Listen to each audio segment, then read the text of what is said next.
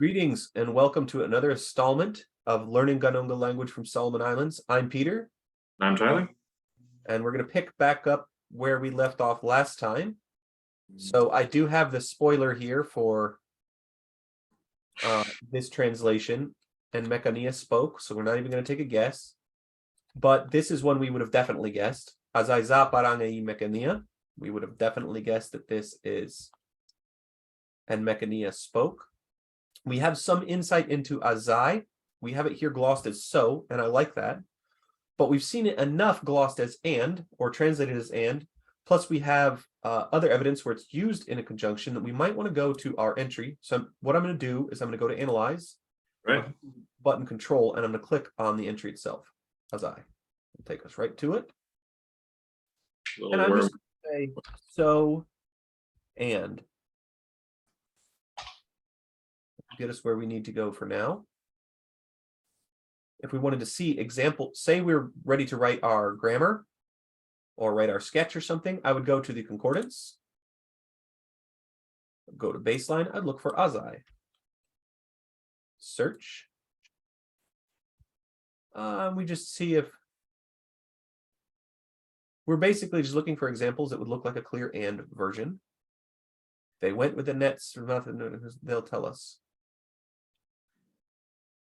How many hits do you get? Oh, I just put my 87. Yeah, there's a lot.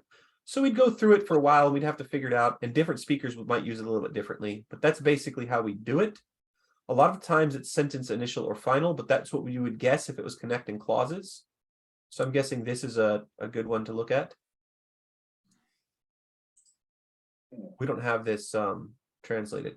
Well, let's go ahead and finish translating our whole story, and we'll come back and look at these kind of examples, because we keep giving ourselves spoilers. So Kai, have we seen this before in lowercase? Could be one of those exclamation words. Hey, gosh, or something. I think it's an exclamation word. Because they all seem to begin with K. So we get third singular, second singular subject. You stand. Lagare ni, we can assume that ni is a suffix there. We don't know what lagare is. That's right. Ow again. Lagare gu. Okay, so is this lagare gu? Is this the so as, or is this a version of first singular possessive? Spirit the tree. I'm guessing gu guat, because we saw gu earlier, right? And gu also means second person, is that correct? So we have to check. Yeah, surprisingly. Parangu, that's mine. That's I and gu. We said parangu, I believe, before. There we go. Parangu. My me. I'm not going to bother glossing it though until we get our. Yeah, that's right. That's good. We're missing too many words for me to guess a translation here. But we see many parts. Unananiziu.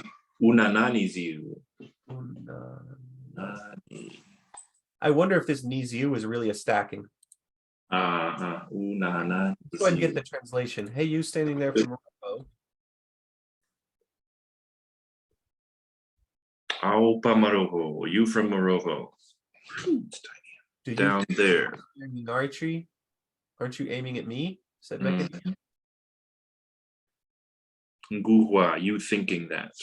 Are you really? This who is kind of like to be like? Are you being like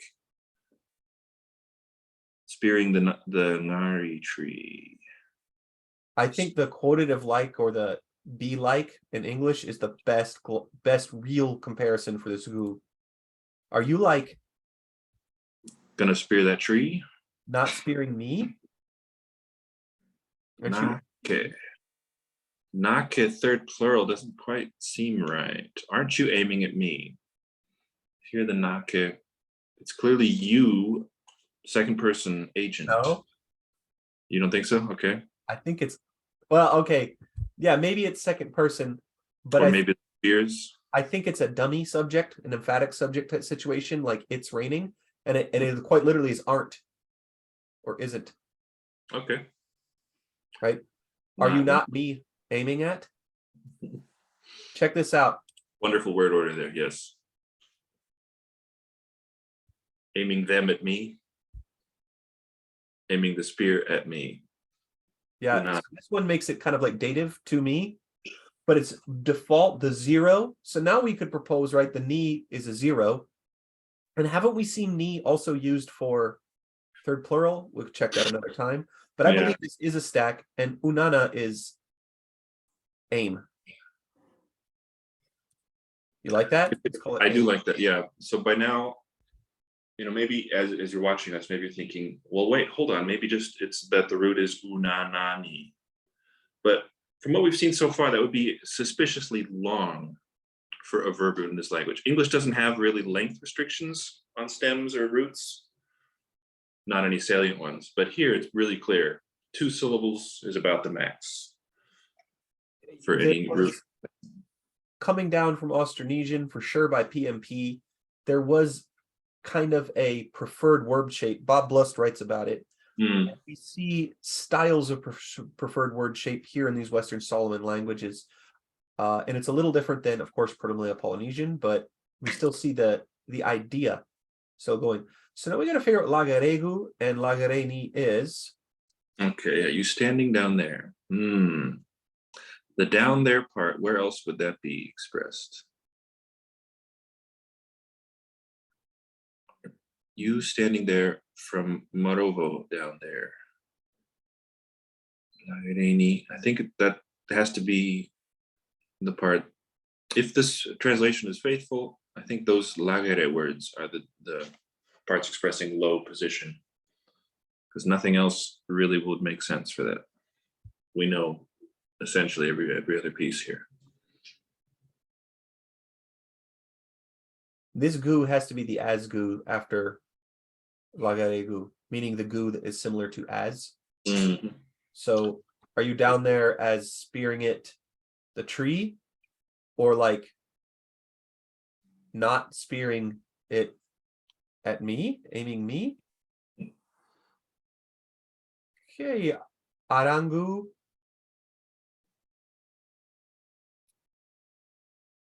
There's many puzzles in this sentence, actually. This is the most for all the ones we've seen with this that we've looked at recently. This is going to be among my favorites.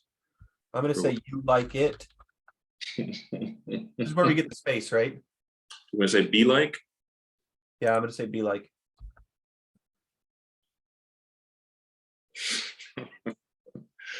Very modern American glossing. Well, this is actually kind of an interesting point. If you're watching this channel up to this point, I'm sure you know all languages change. And people resent it, and they will say you're corrupting the language, or they're breaking it, or whatever. Not true. One of the also funny things is they tend to pin it on a certain group. Like, I remember in the 90s, it was called Valley Girls. It's puzzling to me because I'm from North Texas and there's no valley. But I literally didn't, I was like late 20s before I realized, oh, Valley Girls refers to people in some place in California. Right? I thought Valley Girl was like from a TV show. I had no idea. Right. Anyways, the idea of the Valley Girl is that they say like a lot. And this is just a dumb thing they're doing to ruin the language. Not true. Apparently, it's emergent. It happens in other languages. It is a natural pattern in language. Are you a Frank Zappa fan at all? Absolutely. There's a song of his in 1982 that featured his daughter mimicking, or I guess she would be a native speaker of it. But sometime we should listen to his Valley Girl. All right. That will be a future one of our, we're going to start doing some small segments, so you don't have to plug in for an hour plus every time you listen to it. We'll More do digestible. some shorter segments just for fun, and I think we'll do a Valley Girl segment. I also consider myself a bit of a native speaker. Now, one of the misconceptions, of course, is that women use this be like more than men, but my understanding is that's not true at all. So not my area of expertise, though. I'm sure that Lisa would inform us a little bit, not because she's more of a Valley Girl. She's a PhD in sociolinguistics, so you're probably more likely to know about this subject than me. That's all. She has the expert. You sexist. I'm not trying to brag, but I doubt she uses quoted of like more than me. All right, so what are we going to do with Lagareni? Or even Arangu. Arangu, I'm tempted to analyze it since you know the parts And it It seems is to analyzed. be at me word. But the structure is really cool because it's I like almost think it's like my me. my me. It does seem to be that way. And I've seen similar things in other languages. I can't quite place it. I will pipe up if I think of where I've seen this kind of thing. But what you've got is a suffix or enclitic to go on a noun to signal possession, but it's going on the first person pronoun. So it really seems to be like my me. Which we really don't predict. Which reminds me of a Bill Hicks joke. Right, then we should expect, now that we've seen this one, we might expect to see it in second, maybe third person too.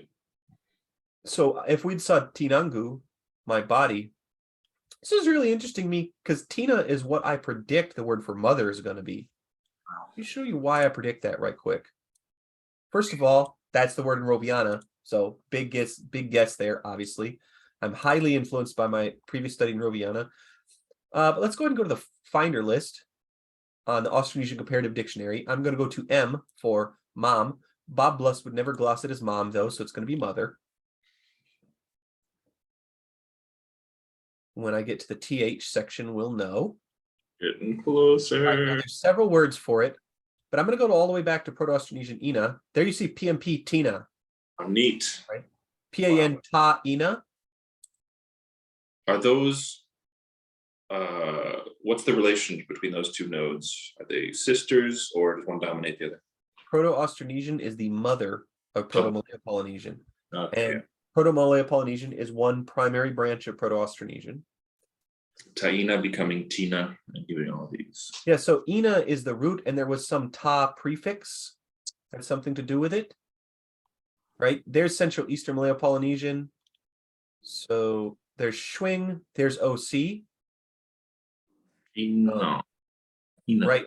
I believe they have a separate entry for the Tina business. I'm going to try to find it. Let me go back. That seemed to be, yeah. No, it's still giving us this, which is frustrating. Wait. Okay. Mm-hmm. It's still giving us the same thing, but I know that Tina was a thing. So kind of puzzling that they're not going to take us to it, though. But in any case, that's a website issue. There definitely was some sort of prefix. So the word for father in Roviana is Tama. So the Ta thing had something to do with Inatama. That's nice. Ina-ama. So mother, father. Yep. Parents. Pretty cool. Ina-ama. Okay, yeah. Now, what have we seen for relative in Ghanongga? Tamatasi. That's right. Tamatazi.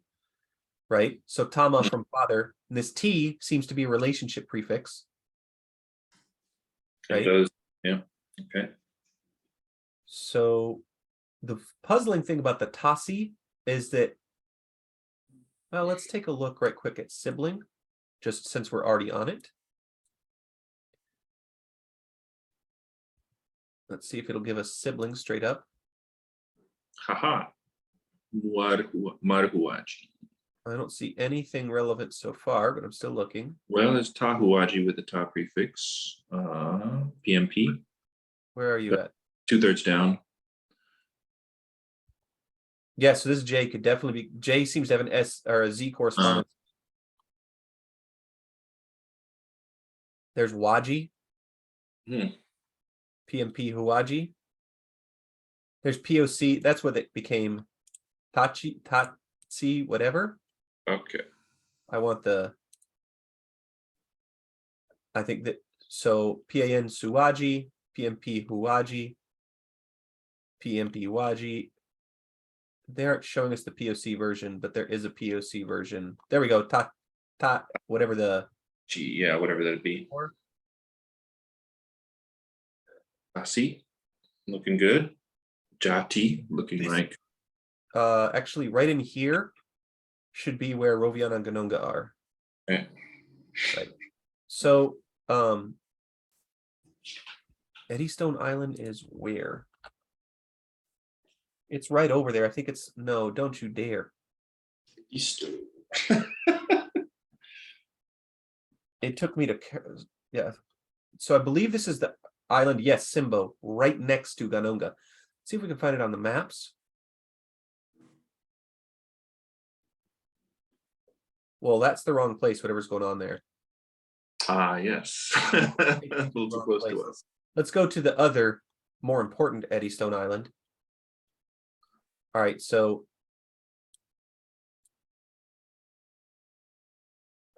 there's Ghanongga, there's Vela La Vela. I believe this island is what they're calling Simbo. Yeah, Nusa Simbo.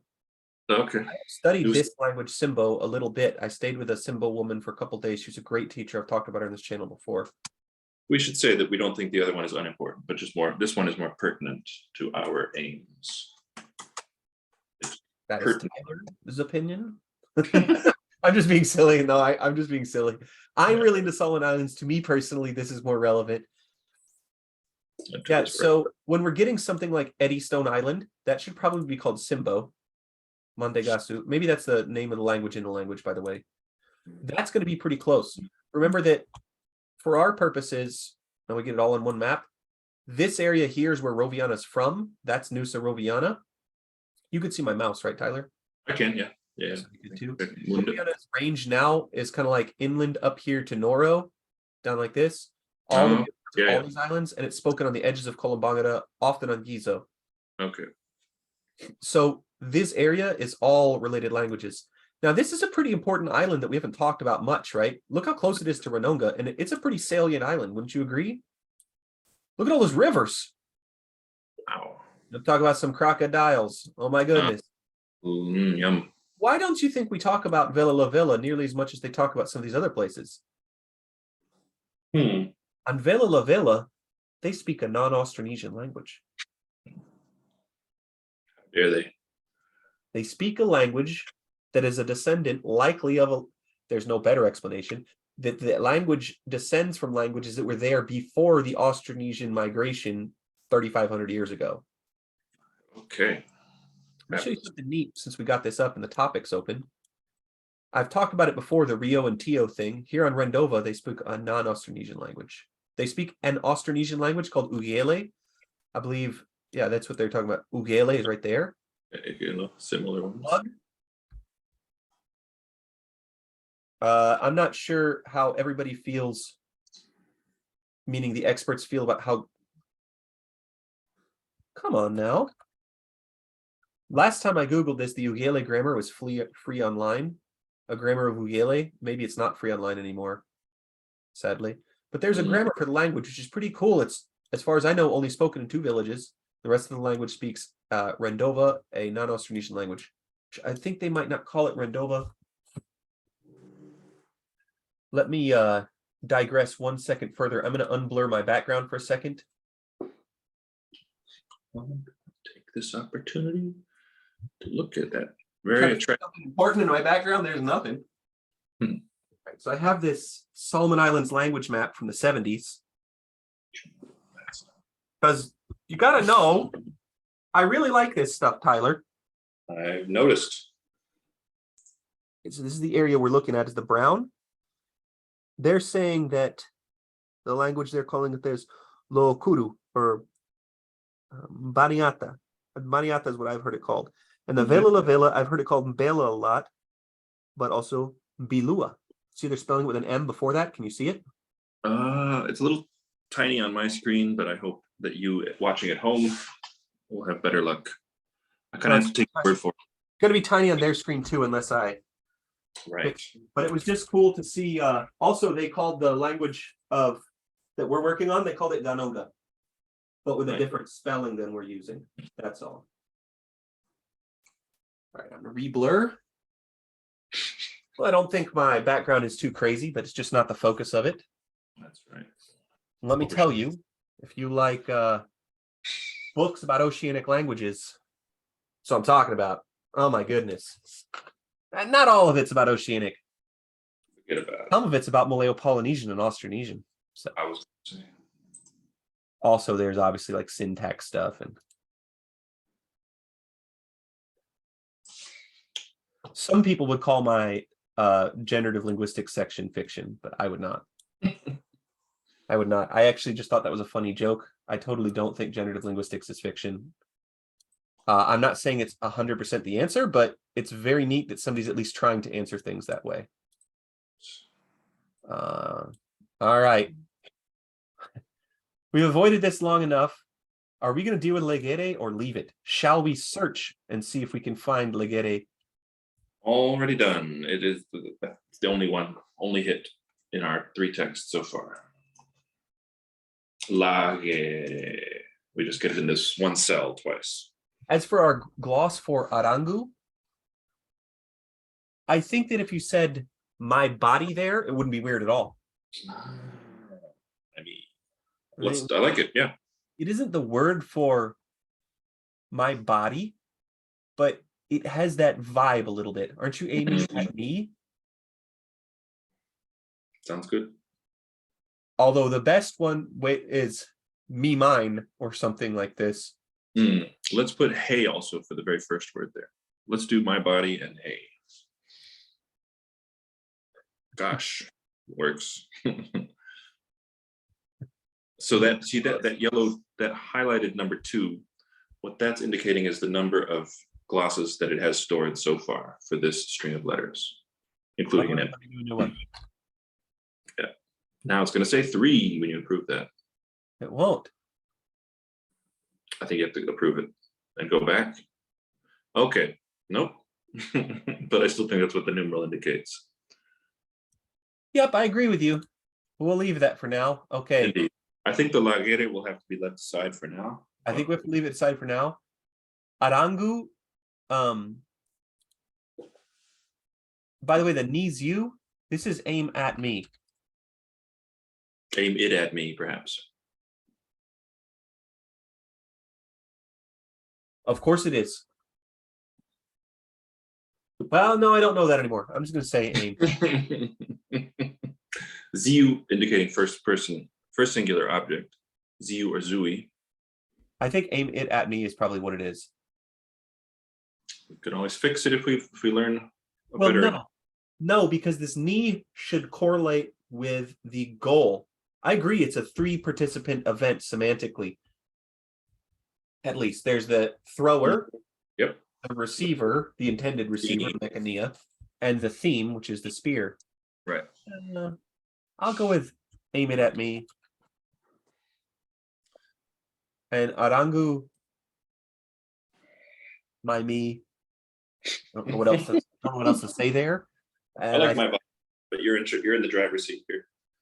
It makes more or less makes sense. And langare ni, langare gu, I think we're just gonna have to leave it. Yep. All right, now we're running into other stuff we don't know. Leana, though, we know the root to be good. Where is that? 10-1, the very next line. Azai, I, Leana, Leanangu. We get our perhaps glottal stop again, the letter X. Ko e ando tu tinomi. That seems like it might be an error. I'll wait to flesh this out for sure, but I'm pretty sure Leana means good based on Roviana. Leana is one of the most common words I use in my Roviana interactions. Leana hola. Hola we've seen to mean pass and exceed, right? I don't know that we have. I don't recall it. Do we have hola? That's organized by headword. Do a quick alphabetize. We don't have many H words. The H words are all borrowed in this language. And isn't the case they deleted Hola. H in initial? We've seen some evidence they've deleted H in initial position, so we'd be looking for hola, which we don't Ole, have. we have ole, sure. No dice. Olapa, passage. Wait, what? Olapa? Passage.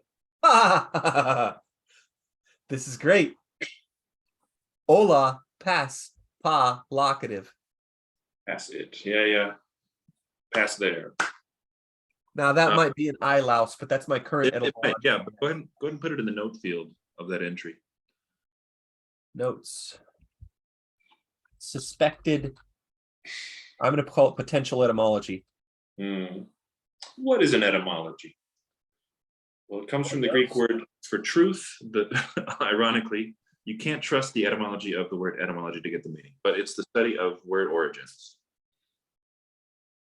Maybe pass. So for instance, Let's take that word potential. Well, that's a little complex. What's another word that has an etymology that we can grasp and use to explain? Well, we talked about arrive several episodes back. That has, in English, it's just a single verb stem, but it has two parts in its makeup. And those are to, toward, plus shore. And so when you identify that and understand that, that's the etymology of the word. That was how it was put together many, many centuries ago.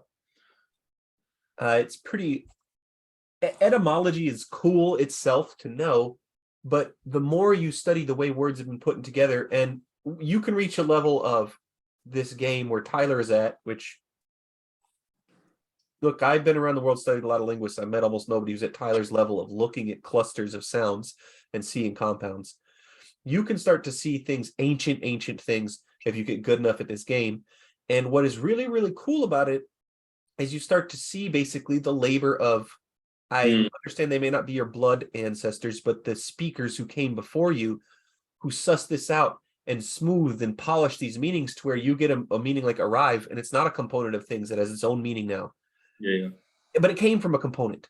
There were times in any language, probably very ancient times, where a lot of meanings that you have a single word for now in your language were composed of multiple things. Let's go ahead. What's that? I was just going to say, it's a fun thing to ponder where roots come from. In a language like English, where we have inflection, there's simple words with just one part, and then there's complex ones. And so how do you find these? Where do these come from? They don't just drop from heaven. We don't have I in there at all? I. We've seen things like it. Ao is quite frequent. That's a pronoun for sure. I think I has something more to do with azai. I like that. It could be a component of azai or a lenition of it. I think it's a spoken variant. And in this case, it really, he's saying, I, Leanna. And this is, oh, all right. Leanna is good. It's goodness.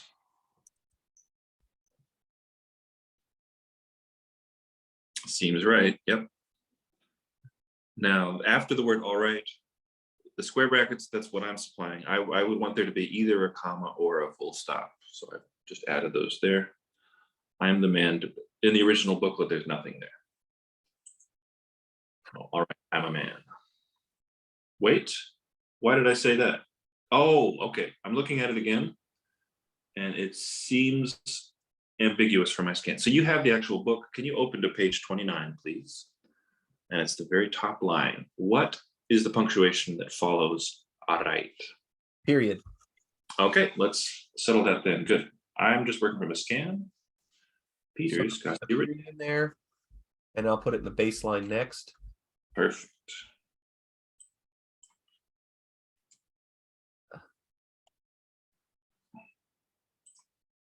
Oh, and the not in the I guess there too, but I was talking about the English, page 29.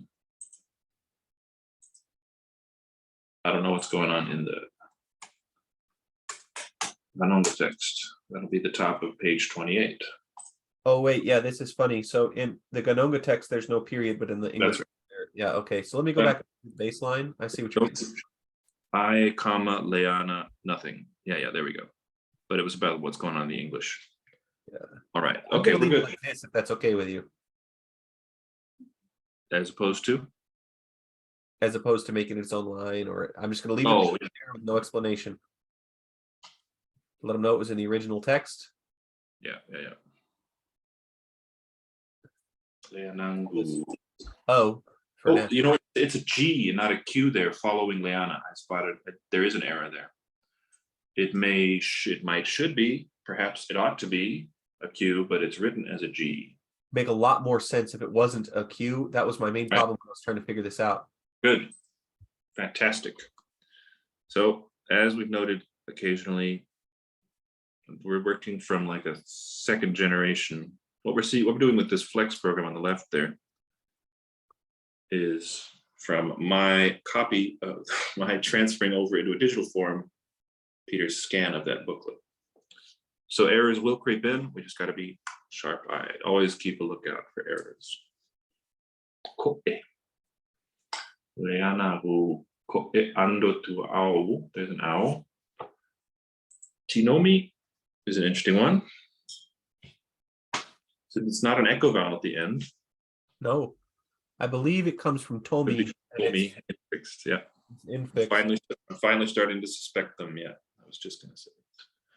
Get in stuck inside of a root. Called an infix. Do we get any of these words anywhere else? Tinomi? Nope. Let's look for Tomi. Nope. Ando. Now we're reduced to look in the Roviana dictionary. No, there is some work on Kubokota, and since we're cheating so much with Roviana already, we should also start looking at the work on Kubokota. I believe Mary Chambers wrote all the work. We can download her papers and look at those as well. And I bet there will be major similarities between Kubokota and Ghanongga, as my understanding is today, these are the same language. Mm-hmm. This ando, we do have some things to compare with that. Andono? That too, and andoni zui, wait there for me, earlier on in this text. Yeah, andono is wait, right? Okay. So we're all over the place. This sentence has just adio, ando. So do a space there. Only time. Sure. And that means andoni. Yes, zui. Wait there for me. That's the one. There we get zui as well. Let's look for more of those. I'm the man to put a hole in you. I'm the man to put a hole in you. Tinonike. That's the man to put a hole in you. Well, there's.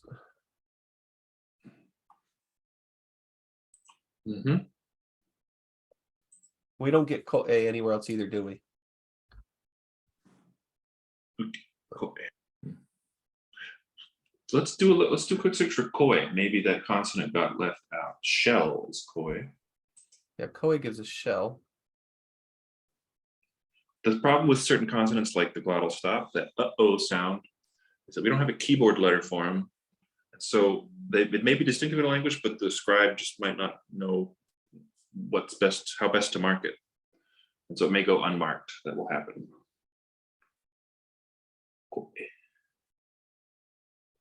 We also think that the X has one time represented a vowel that's been deleted. Seems right. Like last time, I believe that happened.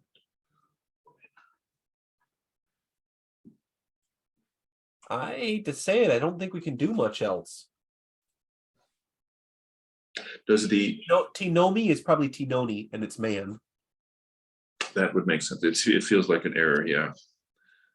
So we could call it a spelling variant again. Man, yeah, that's what we need there. I, the man.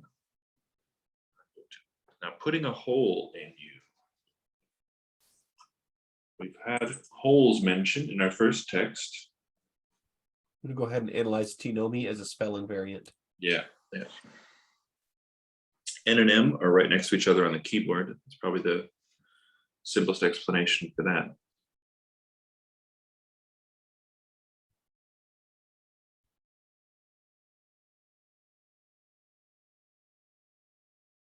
I think undo has something to do with weight, undoubtedly.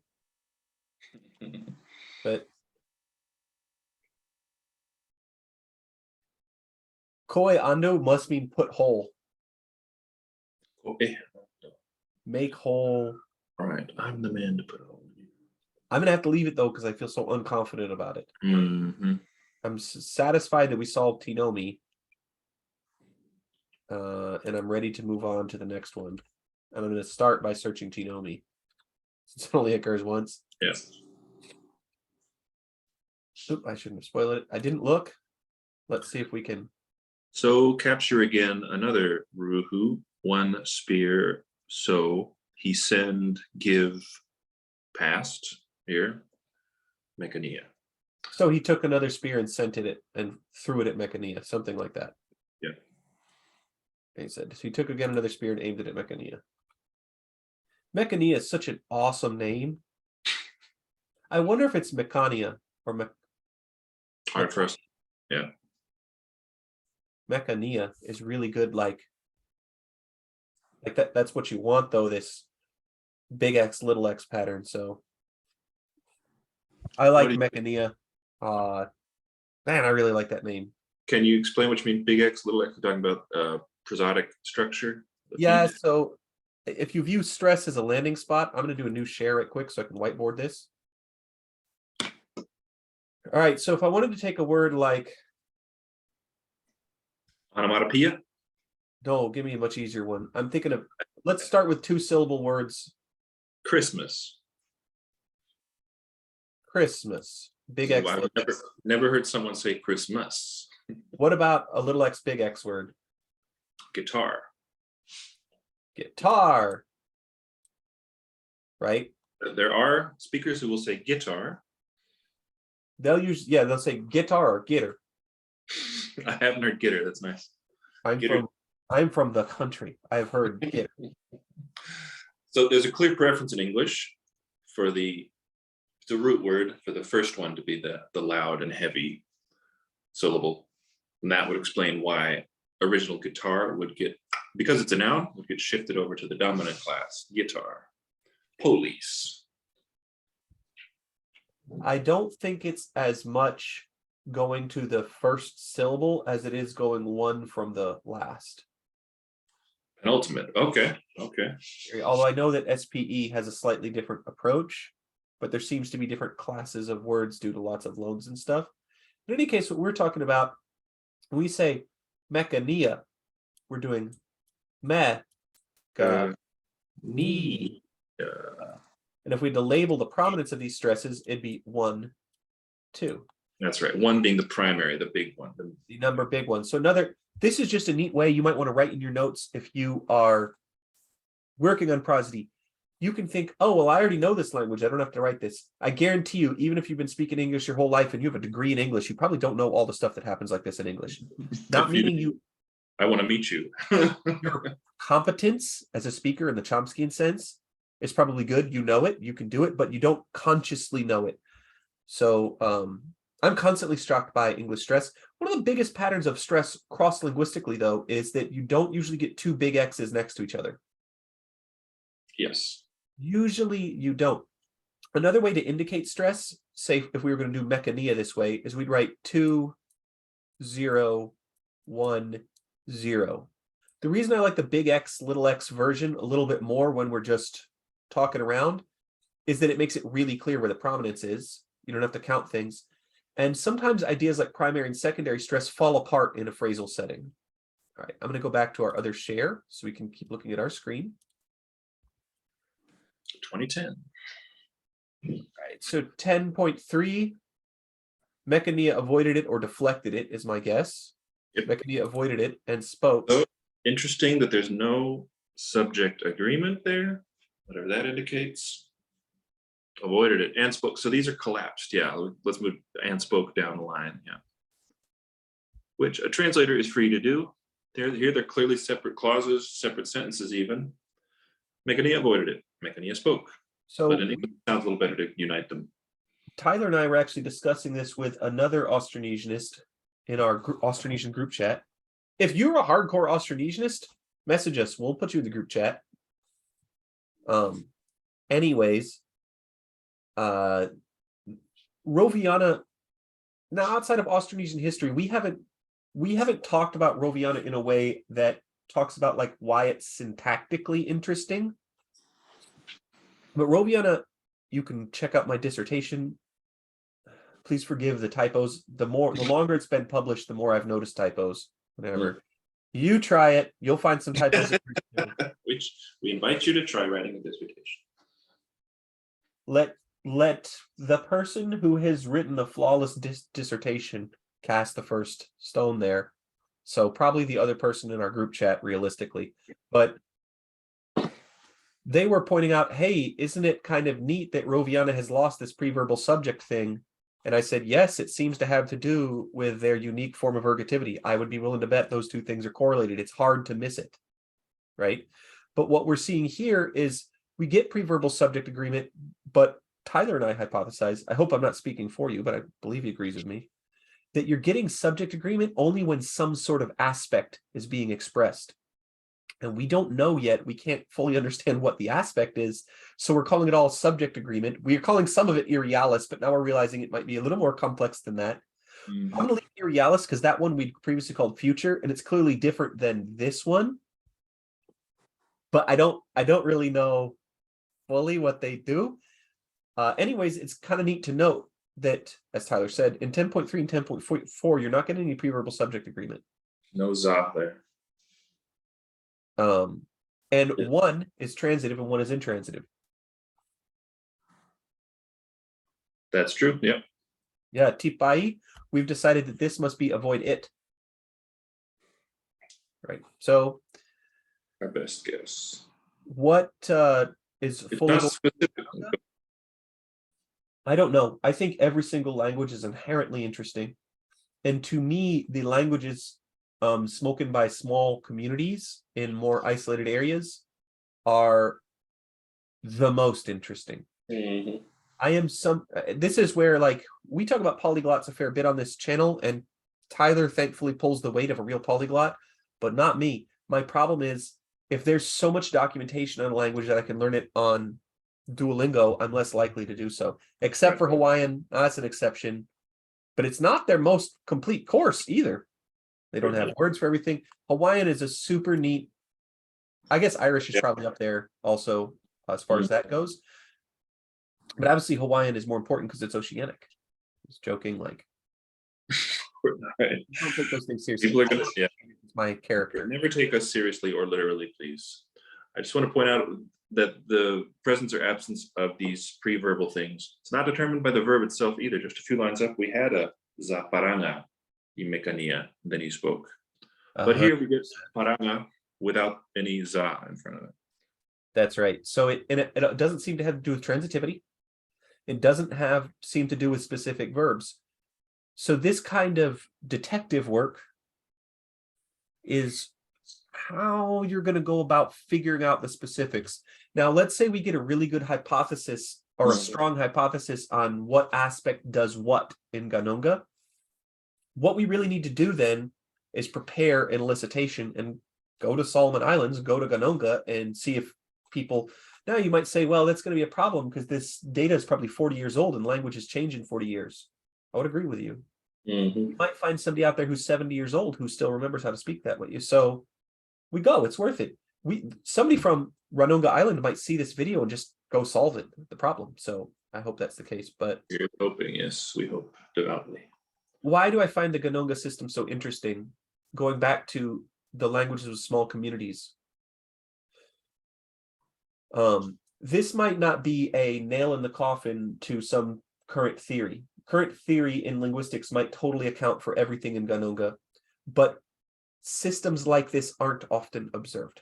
That's all. So we learn things. It will help us flesh out the architecture of human language because it's going to do things that English or Mandarin-like language won't do. That's right. All right. What do you think the guess is here for Kai? Aranake Ndui. Ndui is a real interesting shape of a word. That Kai is going to be an exclamation again. Probably not two morphemes. Hey, golly. I not something. Spoke. I am not Latinonia. We have Kai right there as hey. Won't guess Kai here. I don't know what the deal is. It's odd. I don't know what Dewey is. Yeah. But I'm guessing it's something like Great. It didn't hit me. I've forgotten. It's been several weeks since I paid attention to it. I am not an ant. This is one I actually shared in our chat. Nake Dewey. Found it really interesting. It's verbless ostensibly, but like I said last week, a week ago, from our perspective, verb is as verb does. So the word for ant is verbing here. How come it won't recognize? Yeah, it's odd. Well, we don't have an entry for it. We just have a word gloss, I think. That must be what happened. Let us make an entry now. I'm kind of tempted to group all those K, Kai, Ko, and so on as maybe together or as a group of related words. I'm gonna leave it for now. You know, I think the I and Kai stuff are related, and it means hi or hey or so or whatever. But I don't want to get too sidetracked on exclamations when I have a big insight into Nake. Indeed. Nake is the generic negative. Okay, that makes sense. With a Hey. dummy subject, as you said, yeah. K cannot be unhosted. That's not true. I mean, if you by host you include a verb root, then maybe you're right. We had a negative imperative where it was just a K without anything in front of it. Okay. Okay. Very okay.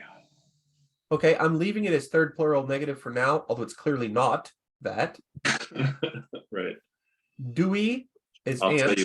Oh, we have another one coming up too. Another negative imperative like that is the ant. Yeah. Probably Nguke is our negative I'm imperative. not anting. Not anting it up here. That's kind of intriguing. The way we will sometimes have a dummy it object. Living it up. What else Now, is like that? Dewey for a noun. This is a shape. It's 2 syllables, unless it's dwi. Or Yeah, no, or Dewey, yeah. Dewey. Suppose it's 2. I want to know if there's any Austronesian to this at all, because the best explanation a priori for me is that this word has gone with some lenitions and it had some sounds that made it a better 2-syllable word, meaning it had something in the onset of syllable 2. However, something has happened to cause those to delete. And we know some of these sounds have deleted. Let's think about what that segment could have been. I'm guessing maybe an H is a good candidate. Could have been Doohi. H or Q. Both of them Doohi. There's and. I am not an and, I'm an ant.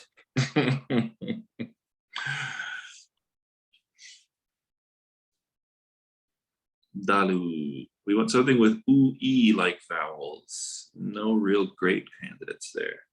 I think the best one would be that Aluja, Pen F, Proto-Austronesian F.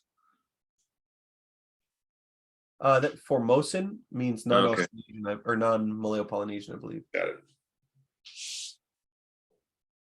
Let's see what ant noise is. Show us what the noise is, Bob. Let's get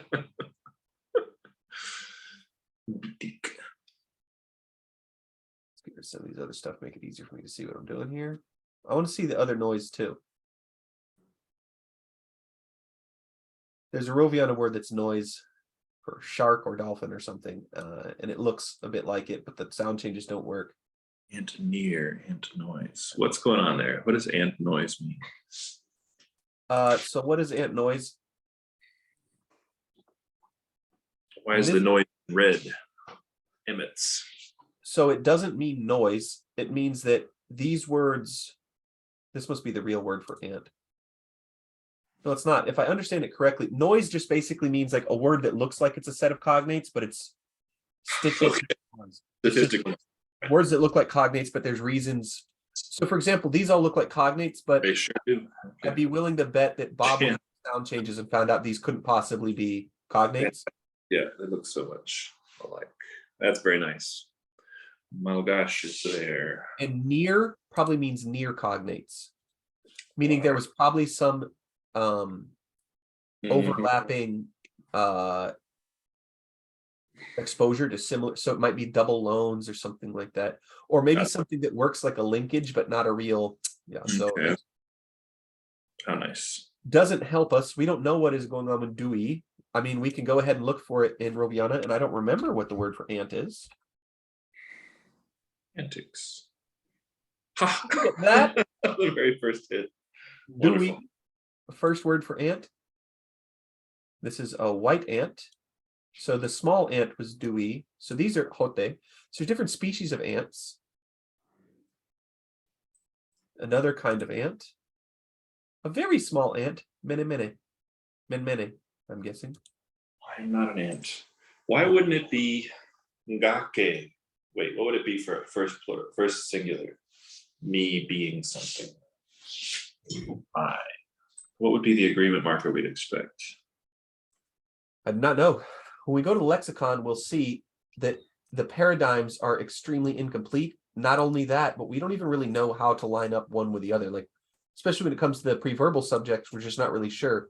And are those related to the negation stuff?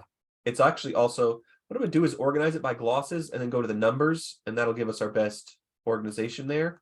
We don't have anything that we would suggest. Nga there, that QA. Why Yeah. would it not be ngake ndui? I'm intrigued to know. It's What if nga is Irialis? yeah, could be. Because we've seen Gake before. Oh, they've killed me. I'll not live. In this case, we know it's Irialis because he did live. I mean, he died, but not from this. Right? Forever. I'm gonna look for Dewey. That'll bring us back where we were. I will be right back. So I'm guessing this Nake is a Realis negative marker. I'm gonna have to leave it for now, though. Now, I am a man is the next sentence. That one is straightforward. We get na tinona ara. Right? And in English, we get reverse, we get the same word orders. I'm not an ant, I am a man. But in Ghanongga, we're getting I, not ant, and person, I. What we suspect, Tyler and I, is that this, the first part, the thing on the left, is going to be like the predicate, the verbal-ish part of it, and then the thing following it is the kind of subject. Subject or how the noun is involved. I disagree there with nake. Whenever you see that negative, that shows you real clearly, I think, where the beginning of the verb phrase is predicate. I think nake and ndui is the verby part of this sentence. I was about to say the same thing. I agree with you. I think that if we wanted dewey to be by itself, what we would get is na dewey. And so we get na ke dewey. So this nake, my hypothesis is it's the na that's an article. And the article is combining with the negative. That's fantastic. I agree. And you're getting a negative noun phrase. So I'm going to have to go and look at nake now. Actually, I'm going to go to our concordance and look at nake and see if there's really any evidence at all that it's third plural, or if that was just a one-off. So I'm going to have to change this to make this a little bigger so we can see it for now. The tribe itself cannot tell us. So not the tribe to cause us to know. Ooh, this seems pretty good to me. Nake Dewey, we already know. Panekera is the name of the storyteller. Nake Angarao. Do you think you are spearing the Ngarichi? Aren't you aiming at me? So not me. Well, that one, it would work in either analysis, perhaps. Nake Aza, this one doesn't work as well. You see them sitting by the reef. You can hold them, twist them off, not those. That's where we got the plural idea, I believe. Or that one agrees with plural, at least. You go look for the biggest of them. No, not those either. This does seem, by the way, to be... Well, let's see if we can...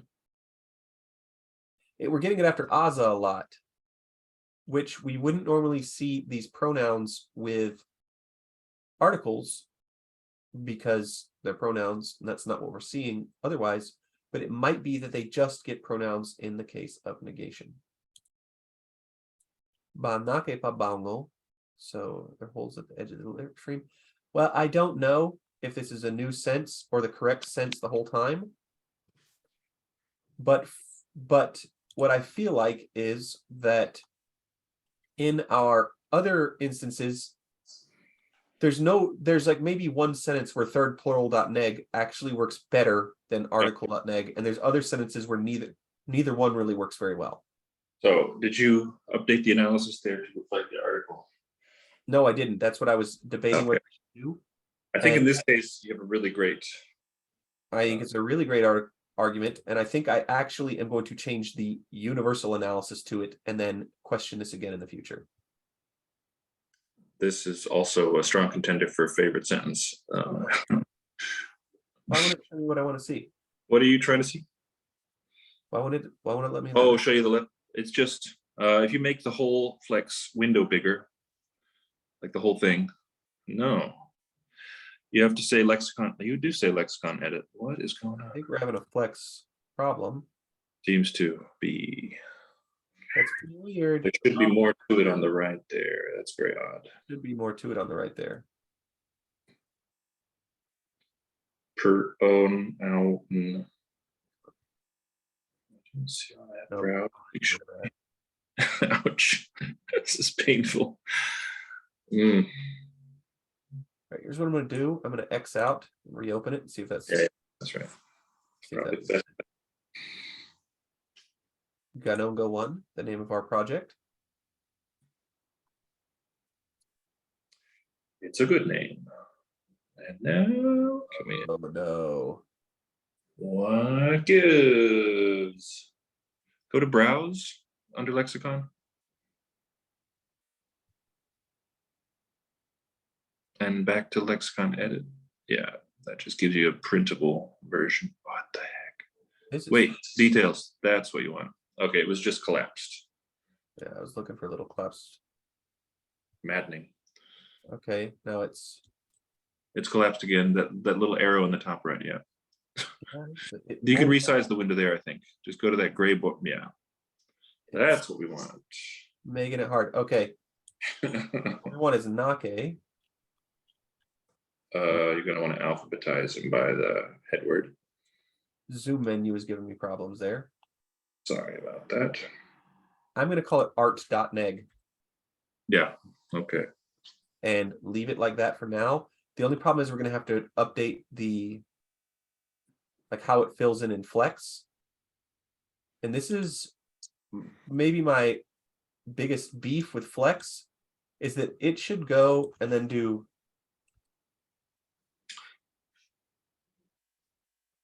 everything else is still going to say 3pl.neg. Yeah, to me, I'm so used to it. It just treats those as distinct levels. What you do in the lexicon never updates the word loss, but I think it's okay. How about approve throughout for art.neg? I don't think that's going to redo the ones that you've already approved. I haven't approved very many. But go ahead and approve it. The other thing we could do is go to the concordance. And right. That's right. You can delete that one we don't like anymore.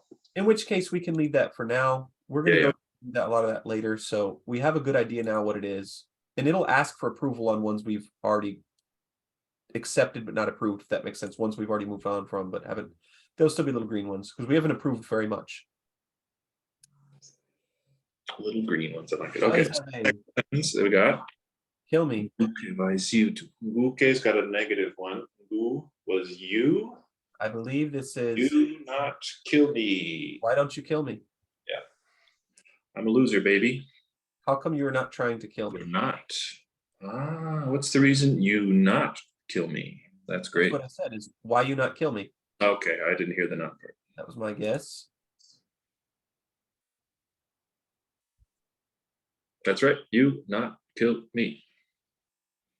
So we could do you not for Nguke. So 2. What's going on there? Why haven't you killed me yet? But it says, why are you not trying to kill me? Present progressive. 2 is deeply mysterious and extremely interesting, I think. I've been saying since as soon as we first encountered it that I'm just puzzling the Roviana still when you get it, when you don't. And my best guess it has something to do with perfect. But what I've been calling perfect in Roviana was the preverbal particle ele. Ghanongga. And ele2 combined means perfect also. And 2 by itself can mean something like perfect. I don't know what 2 does. I mean, we're in the dark, which is if you hate being in the dark about something, then this kind of work might not be for you. But I take it as a nice sort of impetus. It gives me inspiration to look harder, to look more. So I'm guessing this next sentence is something like, you were sleeping when you threw the next spear, Mechania said again. Or you were sleeping while you were spearing it Well, you got another spear. Were you asleep when you sent that spear? Right. What's expressing when? Sent that spear. Once more, he said. He said again, Mekadia. What if 2 points to a specific point in time? Yes. And so it's pointing to this. At the point you were sleeping, you were trying to spear me. At the point you were trying to kill me. Like at the point in time we're pointing to. Point works well. It does seem to be connected to a spatial deictic word. It's a spatial word for time. Yep. It's a spatial temporal time. Like what we say at that point in English, at that point in time. Time doesn't have points. Points are in space. Well, it does. I mean, perceptually to us, yes. It's very interesting. Mm-hmm. Undoubtedly, 2 is mysterious. Very interesting. All right, we haven't seen Vadi yet. I was sure we'd seen Vadi. We've seen Vadi. I think either we've linked it to give a coherent English phrase. Yeah, we have seen Vadi. So let me look for Vadi right quick because I thought we'd already glossed this. I know what it means instantly from Roviana. And I actually thought we had talked about this. I do believe we spent some time talking about it. It might just... Yeah, sometimes it's written solid with what follows, meaning no space.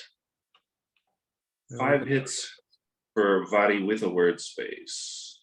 This one begins... All right, so a lot of it happens after we haven't glossed it yet. So maybe we couldn't have... A lot of it happens after the point we're at. 2 happened in Butu Butu. There's heaps on the reef. All right, we talked about it in Vadi Lava. Lava. Distal, we've got a prefix there, yeah. That's why Flex doesn't recognize it. If you put a dash on it in this instance.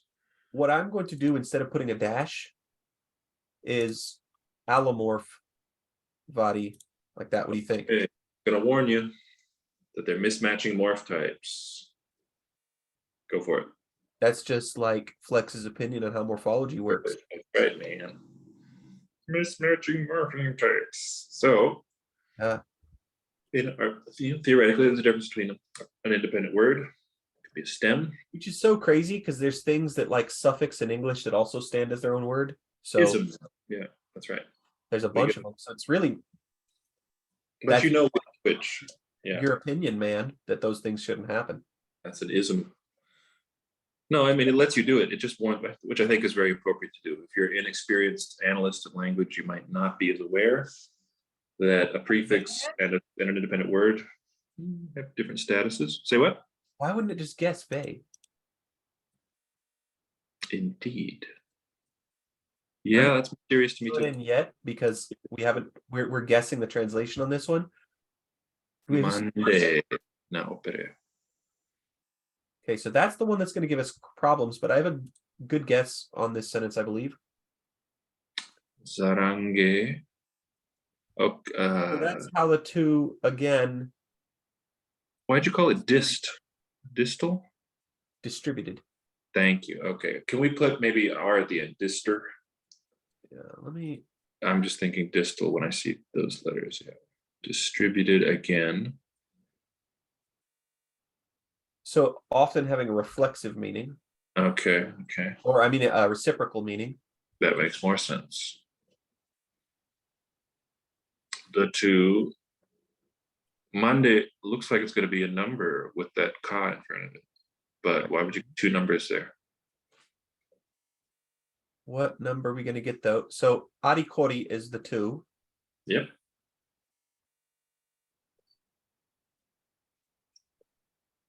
I'm just guessing again. They threw spears at each other is what it is. This is how it went for the next 4 spears. Okay. Next 4 spears. We now know Monday.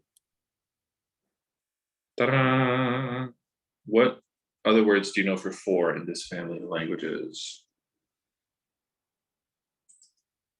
Let me make this our cardinal numeral right quick. Okay, so Cardinal. So in Roviana, 1 is Keke, 2 is Karua, 3 is Ngeta, maybe 4 is Mande in Roviana as well, and 5 is Lima. Lima. With 4 arms, okay. Kamande. Yeah. Perfect. Which we've got right there. That's Kaman. Yes. Wonderful. The next 4 spears. The Kobe. next. Now we've got Ria as an object agreement. We don't have Kobe yet. Wait. Are you on the next sentence? No. This might be COVID. What? Yeah. Yes. What are you? Did you go to a? Where are you now? What happened to that one with the next sentence? All right, you just what about Vaini? The how? How? Oh, the how of it. Now look, when we talk about word class in this language, we've seen pronouns being directly possessed. We've seen question words with object agreement. Now, word class, I'm not saying word class doesn't exist in Ghanongga. It's different, though, than what you would predict if you based all your assumptions on languages on English languages like, say, English and Chinese and the big or whatever. Like just major world languages. You're not going to guess this kind of thing, is what I'm driving at. So I don't think that Vaini is the verb here. Where does the verbal complex begin? Probably nge. I believe it's gay, vadi, soga, vaini is the whole complex. I agree. That's how it went between them. Okay, that would make sense. Yeah, this distributed is like you're understanding from the distributed that they're throwing spears back and forth at each other. Wonderful. Yeah, so you may have heard the term polysynthetic. Yeah. I have sometimes heard South Pacific languages described as polyanalytic because of things like this. Like, that's a pretty hard stacking of things for a verb complex. Yeah, it is. And this Zara is probably the fronted object. Interesting. That's how it went for the next 4 spears. Like, it went like that. That's how they again went for 4 spears. That or whatever. Yeah, it's wild. And I don't know, but very interesting anyways. And if you're a syntax person, this should be exciting for you. One interesting thing is now the 2 is not even included, by the way. That's right. In the English translation.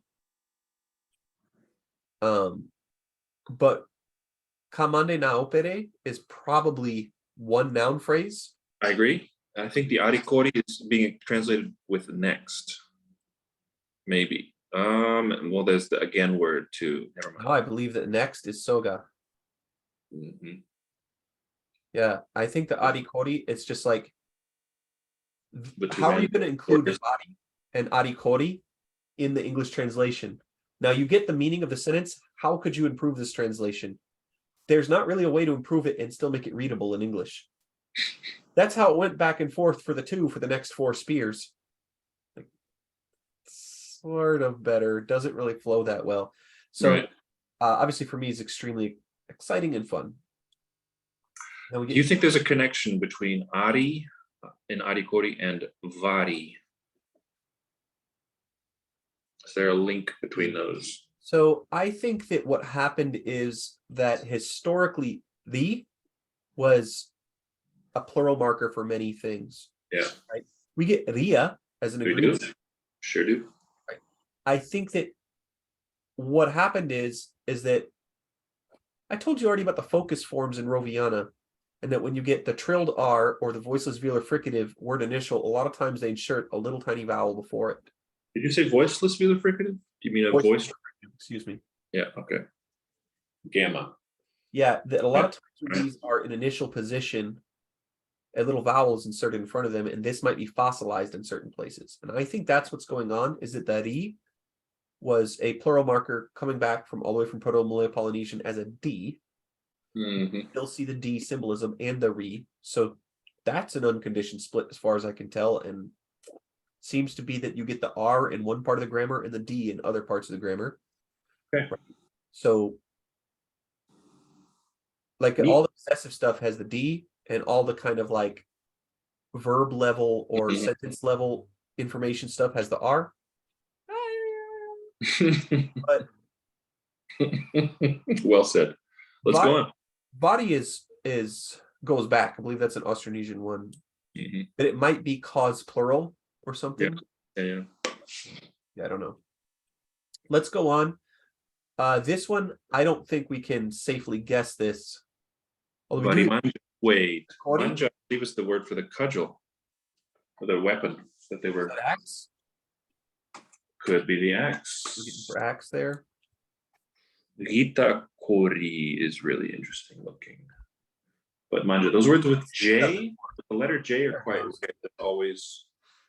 quite salient to me. I think we're finally getting the ta as well. Fighting manja, strike down. So we're manja as its own word, we get plenty. Yeah, there we go, the We axe. get it as axe. Now we haven't actually seen Gita yet, have we? Not at all. Nope. Now I instantly know what it is. That's pretty cool. This is our fifth. Why is that the fifth hit? Oh, we get the string of letters in the name Tangi Tangi when it's spelled with NG. That's all my other hits. Okay. Here we get the first real Gita with a word space in front of it. Well, yeah, just two instances. Varimanja Kuviria. Well, I would say Gita is first person plural inclusive. Gita. Okay, of course. Yeah. Educated guess. So you recognize it from Indonesian now? Yeah. Yes, of course. So this is us too inclusive.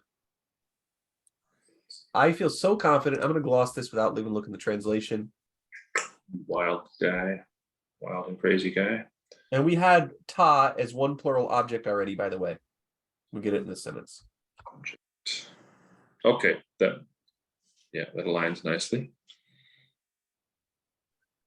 So inclusive means you and me, we, and maybe other people too. Yeah, I teach this pretty much every semester when we start working on Austronesian with whatever students I have. And so the easiest way to think about it, in my opinion, is this. We actually do inclusive and exclusive in English. We just have the same form, but we accomplish the same goal. So there is a way you can say we, where I'm including the person I'm talking to, like, we are going to clean the house today, and I'm including. When we say let's, I think that's most often going to be you, me. Yeah, that's going to be inclusive. But there's another kind of we. That's interesting. And if I was saying to the boss, can you let us go home early? I wouldn't say let's go home early. You know what I mean? I think we do sort of we start to get inclusive, exclusive distinction with that contraction. We get a little one there, but that has to do with like volitional or something like that. There's another aspect tied up in let's. So just to keep it more clear and unaspectual, I'm just going to give two circumstances we use we, where one is inclusive and one is exclusive. One is we like pizza, all of us, including the person I'm talking to, right? We like pizza. I'm talking to you, you like pizza, I like pizza, we like pizza. We're friends now.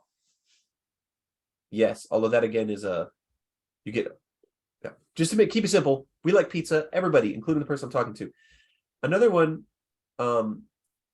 if I said, for example, we don't like you, I don't mean we and you don't like you, right? That'd be very odd. Yeah. We did all the work, not you. So I'm going to put us two as the word gloss. Super. Varimanja, we know this means distributive axing. And so I'm going to say kill each other, but I'm going to wait till we see the... Koviria is the word we don't know, and I'm going to go to the translation now to see. Yeah, okay, yeah. Time for the translation. I think I know what it is. And then so it was, now we will use the battle axes, they said. So Koviria...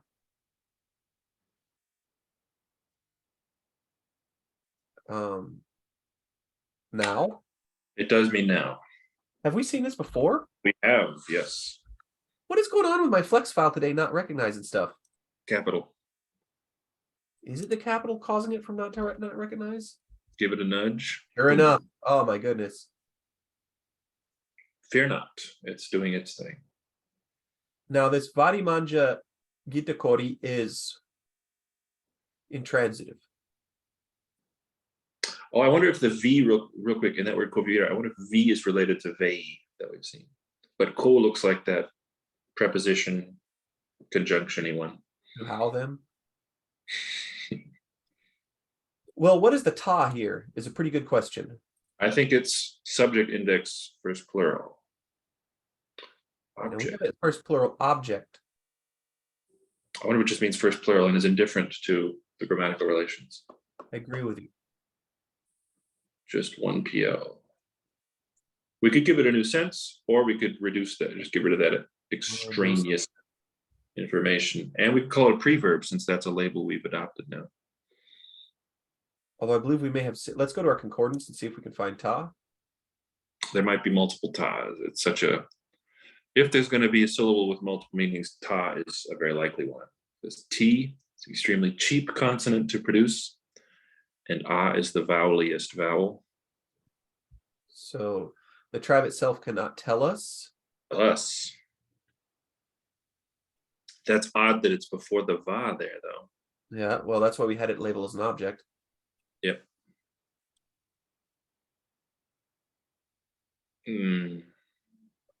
Let's go to the shore. Kotaparo. Let's That one go. is definitely a subject. Yep. Gosh, let us do as it leaves. Yeah. We how nanda. Object works a lot better for this. As soon as they dropped, they'd fell and smashed to pieces on Earth. All right, nothing first plural in there. As soon as they dropped, they fell. I believe this one is a passive. Nice. All right. They were smashed. Smashing. So let's see if it's, I think, may go back to PMP. First plural inclusive. Oh. First plural inclusive nominative. Fantastic. Whoa! An old word. I'm really excited from that. Maybe I shouldn't have been that excited. It's really cool how stable it is in all those branches and all those proto languages it's reconstructed. Fantastic. Prefix marking spontaneous or involuntary action. Wow. Oh, okay, spontaneous. That's nice for the smashing one. And involuntary.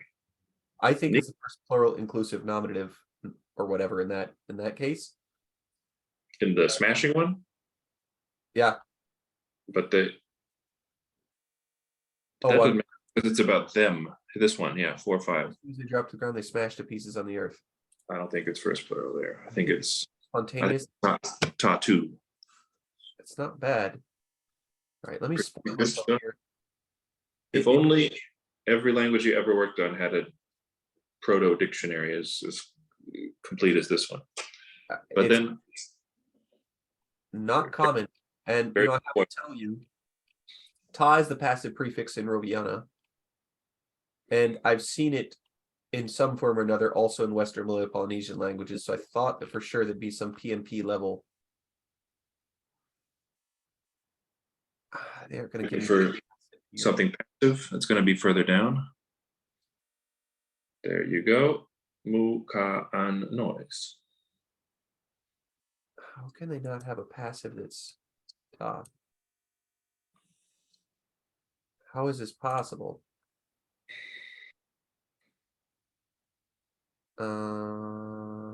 Okay. You know what? I do not know what. Let me show you something I may have not shown you before.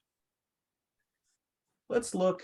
Let's say 2015 fall. Let's say Languages of Borneo, taught by one Robert Blust. My assignments were Long Wat and Long Napier. Do not judge my sketch grammar. It is riddled with errors. Riddled.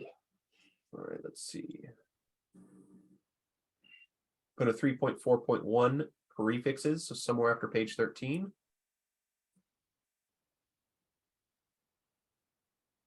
Now we get this ta and ton as a passive prefix. Let's see if we have anything before that. You get ta and ton as passives. So maybe it should be a schwa, and that's what we're looking for at PNP level. I see. Okay, that might help us out. Back to ACD. Although it should still say something there. Let's go back to the protoform indexes. Comparative form. Looking for T. Show me T schwa.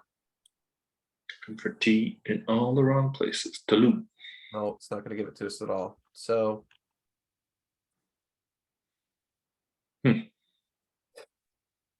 want to look at te while we're here? Want to look at what? Te, T-E.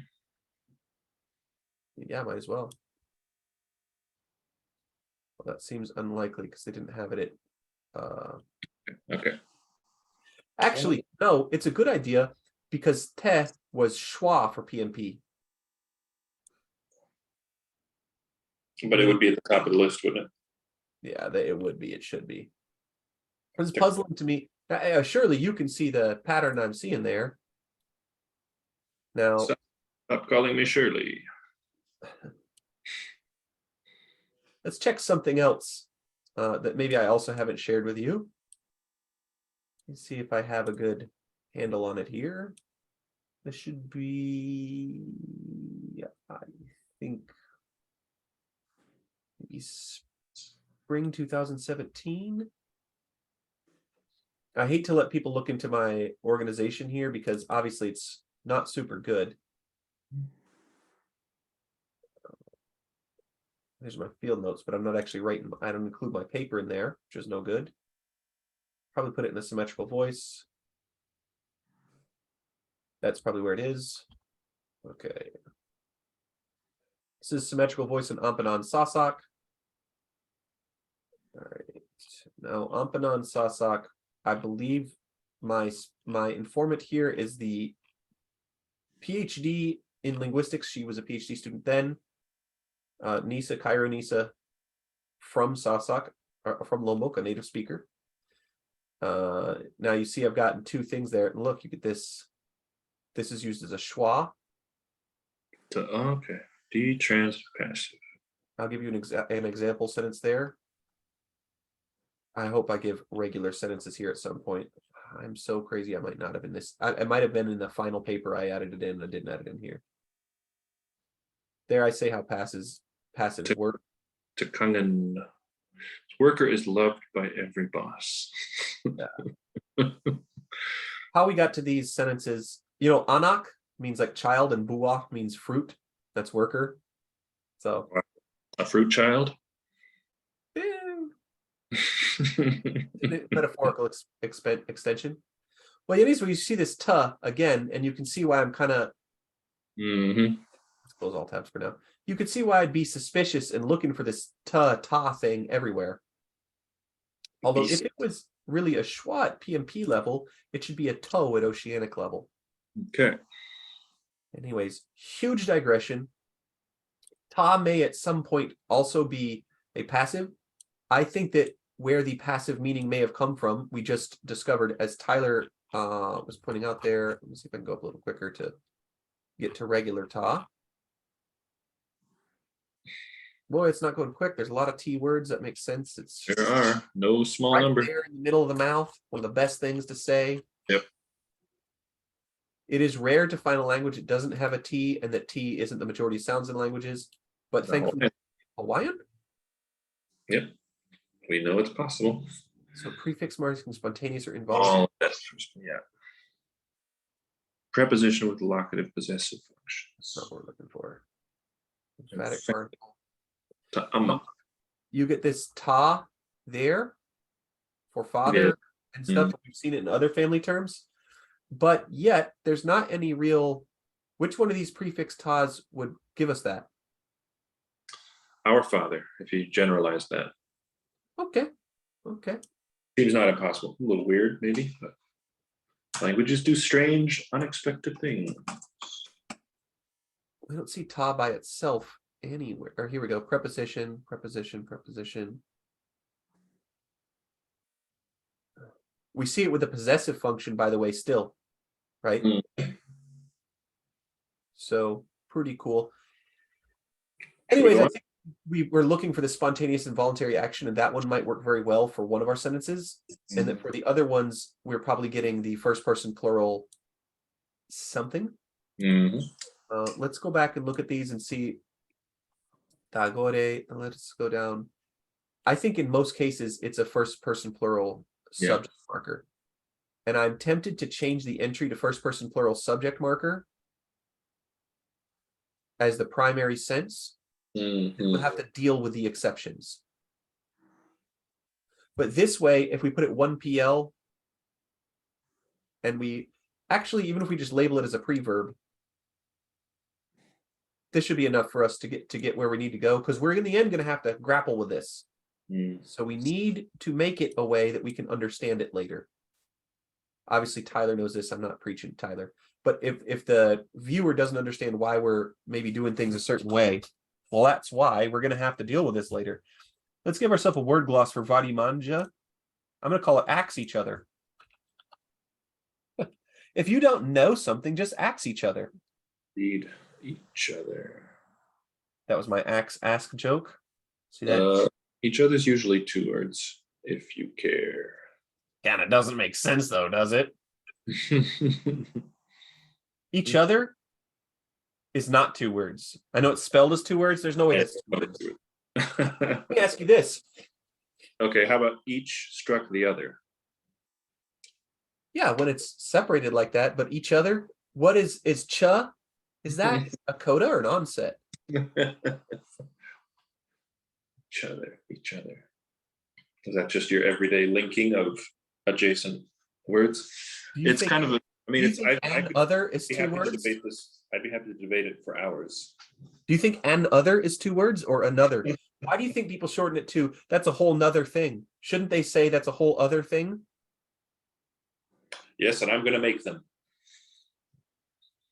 Well, I think that people should help each other. Okay, so that one didn't support my idea as much as maybe I would have liked to. I'm going to say now we've solved one. I was very ambitious thinking we were going to get through this whole text today, but that's what I think was going to happen. Now, where were we? Okay, we're in the right spot. Get a real long one there. Now we will use the battle axes. Andono Zui, we know. We have a good idea what's going on here with this Andono Zui. Await me. Wait me. Let's call Andono a verb. We see it now with a verb suffix. So what you do again, control click. It takes to the entry. Once it's created, you can only do it in the entry itself. But when you're creating the thing, you can specify it if you feel confident. Beautiful. So now, wait me. We've got words here. This is Zana. We've never heard that before, but we've seen Zana quite a bit. So I'm going to go to the book. Interesting vowel you used there, yes. You don't like my vowel there? It's great. It's fantastic. Celebrate it. If you don't like my vowel, you don't deserve my consonant. You. All right, we've got every word except Zanga. So could it be an error, I wonder? Page 28, the second. Well, it's putting the extra line under was work, so I doubt that it was an error. Okay, yeah. And it does. Yes. I mean, it could be an error. It is work, though. Yeah, you have to mean it. You have to intend for that eng to be there. Short of an error, let's take a look and see if we can guess the rest. So now, wait for me, said Mechania. So he took an axe, that Mechania fellow, and he sent a shield. He probably gave a blow to Ruruhu's shield. He hit Ruruhu's shield. There's okay. Give the shield Ruruhu, or he gave Ruruhu a shield, which crazy. Very sportsmanlike. Yeah. They captured their food, the two. place. So probably they grappled or something.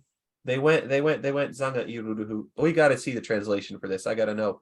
And it happened that you wait for me, said Mechania. So wait me is Yep. Oh, wait, me. said Ruruhu. What about that? That's interesting. Is it like that in there? Because I believe that then it's probably just a It short. should be E. Zawatu E. It's the wrong letter. Oh, wait, I'm in the wrong place. Okay. What? No, it's ow. Ow. So Where are we? Ow. That's right. Yeah. Seems not sufficient for a word. Okay, so I'm fixing it in the spreadsheet, and you got it. Very good. You wait for me. You. What about my face? I don't want to hide these comments, but the comments always. Oh, they pop up when you don't want them. Yeah, like so they block what I'm trying to look at. Whatever, I'll leave it for now. All right, so looking at again. You wait for me. Perfect. Right there, that makes a lot of sense to us. Said Mechania, and he took his ex, that Mechania man. And he took an axe, that Mechania. Gokoro. He struck at the shield of Ruruhu, which is kind of what we were guessing there. So And the two of them were carried back and back and back to Ruruhu, who was short of breath. Oh, this is awesome in my mind. So it's shields, axes smashing shields and shield smashing axes, and they're battling back. And Mechania is driving. He's got Ruruhu on his heels. Ruruhu is backing up. Now, you might not know because you don't like fighting, Tyler. You use tricks and magic to defeat dogs in the street. But I've never tried it. for those of us that like the melee, listener, if you don't know, I'm a black belt in Brazilian Jiu-Jitsu. I've trained a bunch of different martial arts. I like dueling. Not a mean person. I'm not a prize fighter or anything like that. I just think it's fun to do in the gym. And I'm a big fan of combat sports like boxing and MMA and stuff. And there is a principle that is known to fighters that might not be obvious to you, dear viewer, unless you are the rare combination of linguist / martial artist. I guess not that rare. A lot of martial artists don't fight, though, so they don't know what happens. You walk forward all the time, right? You're always walking forward. You don't walk backwards that much. And you notice there's traditions, I've seen it like on videos that like say in Beijing in the park, whatever, older people be walking laps backwards. It's a great deep knowledge. There's a guy who's helping everybody with their knee problems on the internet, and one of his main things is for you to walk backwards and pull things backwards. And it has to do with you get very good at walking forwards. You don't practice walking backwards that much. So to have a fighter on their heels means they're walking backwards. One of the ways boxers will exhaust somebody is force them to go backwards enough. You're not as good fighting backwards as you are forward. It's exhausting. Probably people in this time understood these things because violence was more a part of daily life than it is for most of us in America today. And I'm not saying violence might not be a part of your life in America. And I'm very sorry that if it is, but it's unlikely that sword and shield fighting is part of your, in this case, it's axe and shield. It's much more like a fist fight than using projectiles, which they had projectiles. They had bow and arrow. They had spears and stuff. But you know, the axe and shield, when the two guys got to have, oh, what are you trying to hit the Ngari tree? Let's really throw down. Let's axe it up. So I like that they have this detail. And the speaker didn't include that, oh, walking backward makes you tired. He said back and back and back till Ruruhu was short of breath. He doesn't even tell you who's going backwards. He tells you who's short of breath. Thus, you know. I love this part of the story for reasons unrelated to linguistics particularly. Now, what is Zanga? That's being short of breath. Panting, maybe, or something. What is ko meaning in these then? So that. Because you get carried back and back and back, but you get kolau, kolau, kolau. So go, so they go. So go. Sazanga Yuruhu. I believe short of breath. Winded might be the word we're looking for. Breathing heavy. Let's see if we can get any help from the Roviana dictionary, if it tells us. You like that idea? I do. I approve. So corresponding to our Z, it's going to be an S. Sanga. Unclick that. And the N is just going to be italicized. Right. So we get regular sana. Insanity. 13. Pick that white flower. That looks like some sort of article thing. And these are just sana, not sana. Yeah. Well, I think nasa is what? So sana is that. Well, we want sanga. So it will look different. It will be sanga. Let's see it on the page. I don't see it anywhere. No, I think Going. 2 more, right? Okay. All right. Well, can't have all our for breathe or breathing heavy. Breathless. Nope, so Nope, that's not what we want. Breathless underwater. Now it makes sense you might have a specific word for breathless underwater if you had to dive every day. To cry until unable to breathe. Now, if you read through this dictionary, you'll find they had basic terms for pretty sad things. All sorts of things about like, as one dies and they do this, and as one dies and they do this, and to gouge one's eyes out of anger. And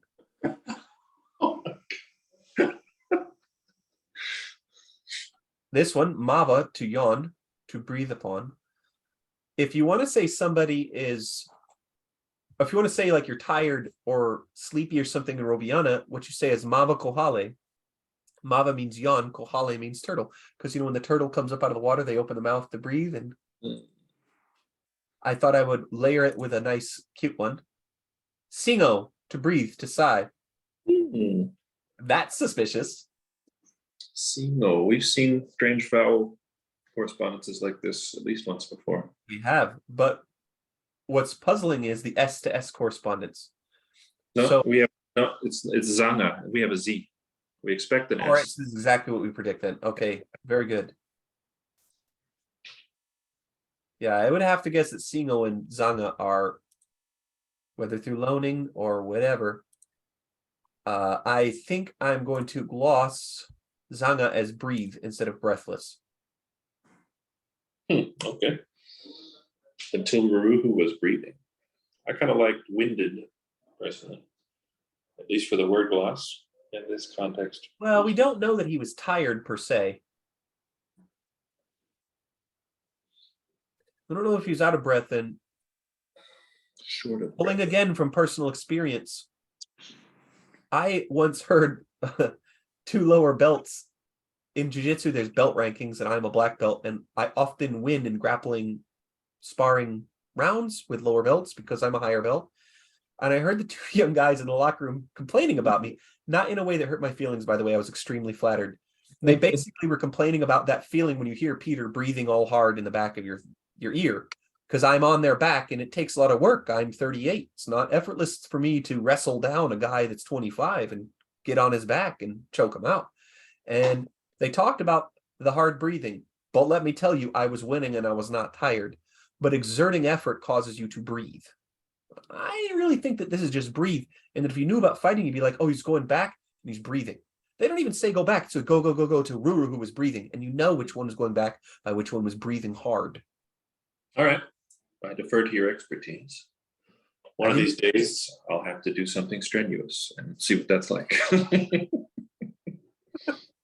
Look, dear viewer, one day I was walking to Tyler's abode from Lango HQ, and 2 unleashed dogs came and barked at us. And you might not know it, I have a big reaction to this. I have had many bad dog interactions, and I was prepared for action. And Tyler immediately, at the length of his arm, held out some keys and jangled it, and the dogs looked just absolutely mystified, and they backed up. Tyler was not breathing hard to defeat the dogs. He just used his magic and wit. Which one is breathe, the verb? With the E. Okay. You'll notice breath has a voiceless fricative, but this one that's spelled between 2 vowels is voiced, even though that following vowel is no longer pronounced. But there was a time when it was intervocalically voiced. Is that what you're saying? It's a good mnemonic. I mean, it seems quite plausible to me, and in my view, there still is an underlying vowel there. I have a very strange view of English. If we generalized this, then you could get sloth and sloth. I'm just slothing today.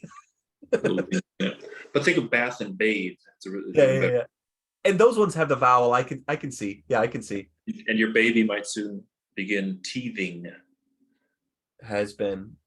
Which seems to be based on the plural. It might not be. Tooth, a noun. When you get a verb from it, the vowel mutates and you get teeth. Spelled differently from teeth, the plural. I would argue that in house, that house doesn't have the underlying vowel. But how do you say the plural of house?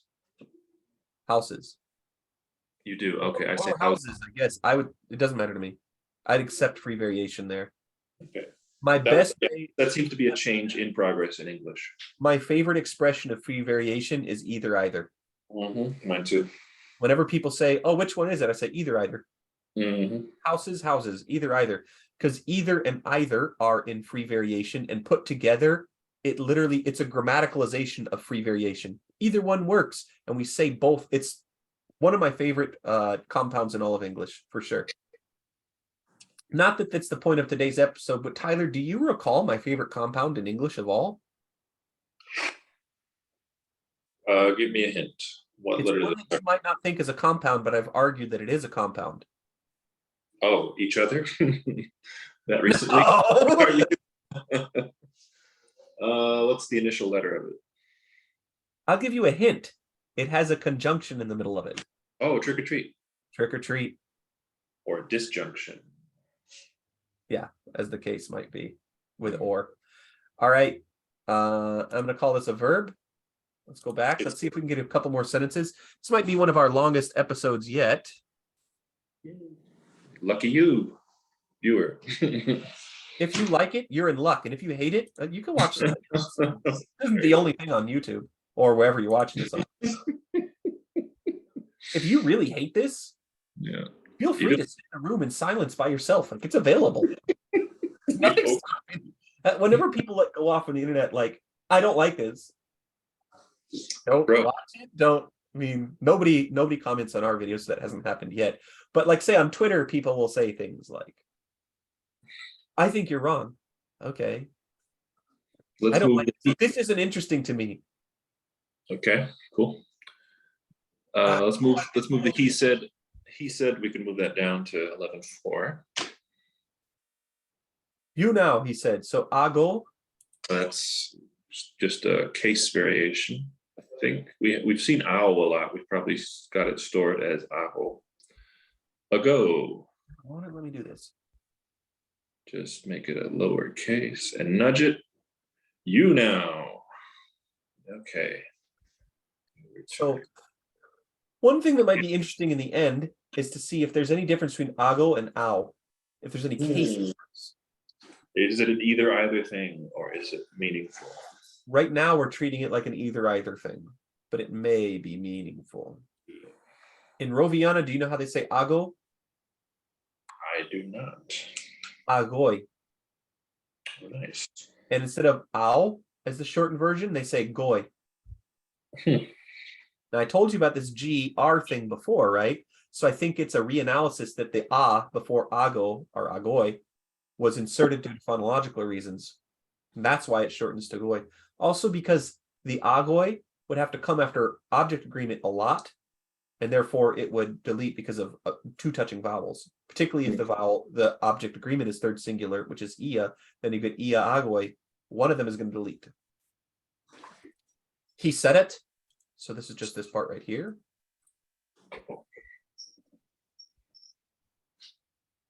Manja soge mule. Ruru struck with his axe again. Notice there's no object agreement. They're not saying where he's striking at. That's assumed. So he axed and axed and axed and axed Mechania. He didn't good. We've not had Tungu before. I believe we have Tungu. It's just not giving us a word gloss here. Right. Tugu. It could be an error. Tugu we've seen. Tugu. We're going to have to consult the translation to be sure. The original booklet. But he didn't please something to cause a fallet. So the last part's going to be tricky to. Oh, I've already spoiled it. If you were looking at the screen, you could already seen it. Ruruhu struck and struck and struck and struck and struck at Mechania, but couldn't get him to fall. It should be Tugu. That is indeed an error. We found 3 so far today, I think. Zake lea I'll tuhu. fix this in the baseline. Zake lea tuhu valotua.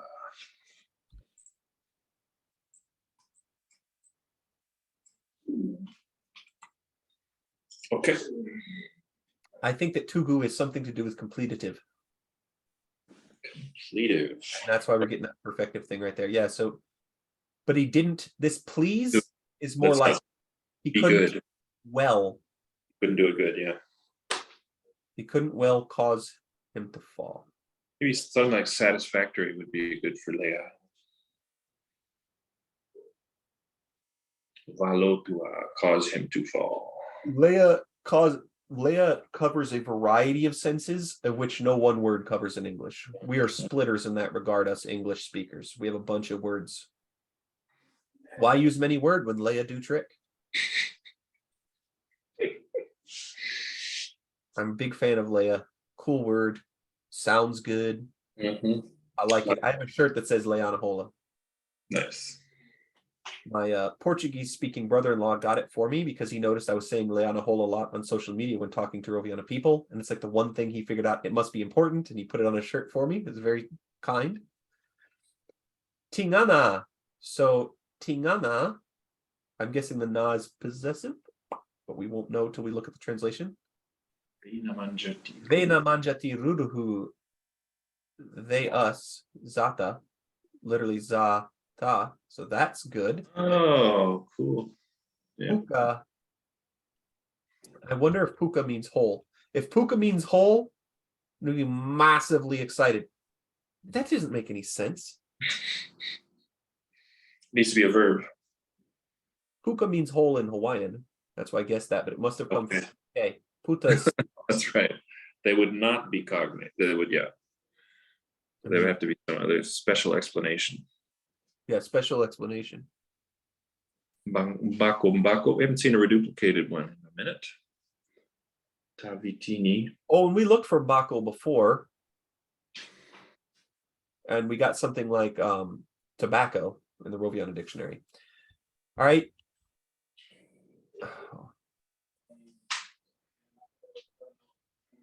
I'm guessing this is Mechania. This first one. We need some help. In the end, but he didn't cause to fall it. So this might be Mechania. And then it happened that Ruru's axe was caught in Mechania's shield, so he dragged to take him with a shield, but couldn't get him to fall. Dragged to take him with the shield. Ko teku. Oh, Yeah, either you have to let go of the axe or fall down. that mbako. It has our ko in it, prepositional, so that, and mba, some other kind of connective. It's interesting that it's duplicated. Dragged to take him, but couldn't get him to fall. Zake valotua did not cause fall. Mba. There it is as but. But so. And it kind of means in order to. It seems like. Okay, I dig that.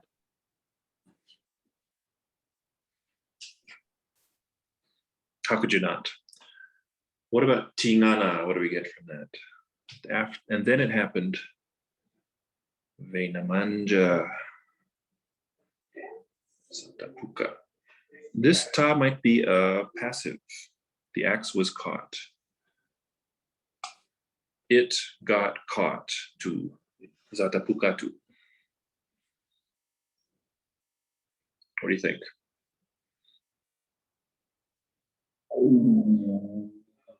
You okay? I'm fine. Never better. My belly is loquacious. I am a bit stuck. I think zata, meaning za would have to be like third singular and then passive. Yeah, the axe is caught in the shield. Puka. This doesn't seem to know it, but I feel like there might be other pukas around for us to compare. Let's take a check here. Mhm. No, there's just one. Hmm. Is Tingana or anything like that? Tina.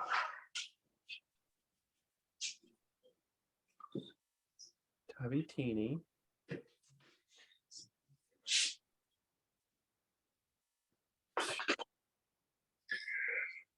Could it be the verb for happen?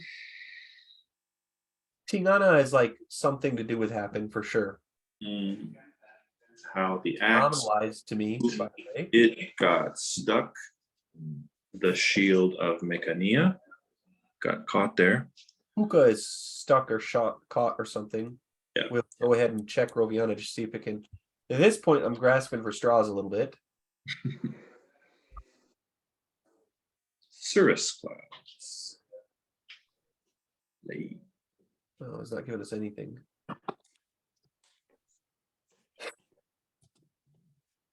Do they have Bako Bako? I think we already looked for this. We only got tobacco. Injured Bakora. Wound Bakora. Bako Bako. Tabitini. Tabitini sounds awesome. Couldn't get him to fall. No, I actually want to leave this stuff because I just don't know. It might be after we finish more stories, even if they don't have the word, we'll have a better idea what goes on in Ghanongga. So I'm going to take a guess at the next translation here. You think the tabitini is the dragging part with the suffix ni?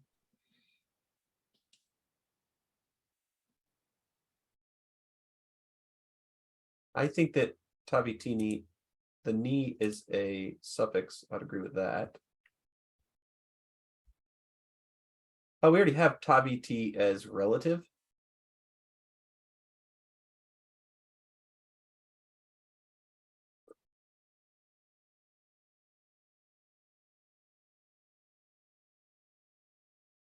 No, I guess I don't think it's relative. Relative? Family member? Check this out. Oh, yeah, probably not. We already have that as relative, so I don't think that's what's going on. And I think that because it's shield there with no article, that the shield is incorporated. I do think Tabitini might be drag. Captured drag. But it might not be drag. Capture combined with something else might mean drag.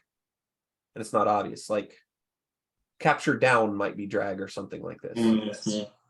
Bako Bako's like in order to make sense, but Bako Bako as like it's hard for me to think that in order to is going to be a reduplicated compound. I'm suspicious of it as well, yeah. Puka being caught in the shield kind of makes sense. Well, I mean, with the ta marking a passive. Yes. Puka could be catch something. So Okay, we've got, this is going to be a distinct entry. I would create a new one. I think they're unrelated. They just happen to have the same shape. We're gonna call this pass. Yeah. How about PASV? But PSV, is there something else that PSV could be? Works for me. I can accept that. Let's check the Leipzig glossing conventions. Right. Always good to remind viewers of that. It's real. Not that we have to do what they do. We'll see what they say. We're actually going to go to Wikipedia where it's much easier. In fact, they mandate that compliance is voluntary. You have to choose to abide by them. And it does say it's to be customized by the user. That hasn't stopped many people from like, yeah, this is why I use pass, main one they use, but PSV looks also one of the options. Pass suggests other things to me that I want to, yeah. I'm a fan of PSV. I'm down for PSV. You know me. All right, now we're going to need a lot of checks on other ones. I think third za is the subject. Agreeing with the spear, isn't it? In this And context. puka is caught or stuck or something. Yep. Now we're going to appeal to. Is this moved over enough? I can't drag it. Sure it is. This sentence. I'm going to go to the finder list and see if there's anything about caught or stuck that will help us out. Okay. I'm going to start with stuck because that seems likely.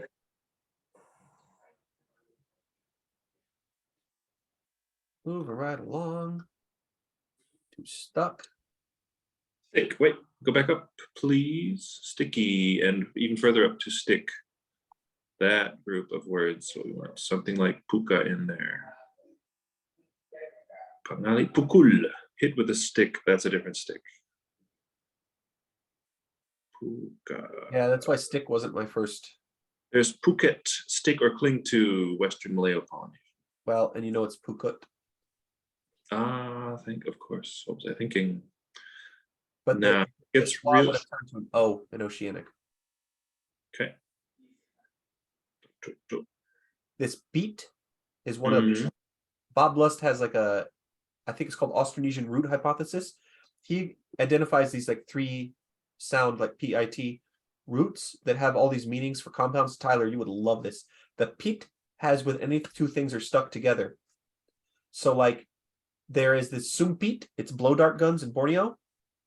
Why do they call it pit? Because you have to cut the two bamboos in half or whatever and stick them back together to make that. So there's a wild amount of stuff there. Extremely interesting. Looks like stick isn't going to work out for us. Let's look for stuck. Indeed. None of them are going to be. One of the things that limits your comparative dictionary is the limitations of a language like English that has nothing to do with Austronesian, but that's like the language we're going to do the scholarship in. Sure. So since English doesn't have one-to-one correspondences, many people might think that if you don't speak a language, you can't understand their worldview and whatever. I don't think that's true, but I do think it's hard to find one-for-one correspondences between, especially. Here we go. Get stuck. 3 words. Okay. They'll have eke in them.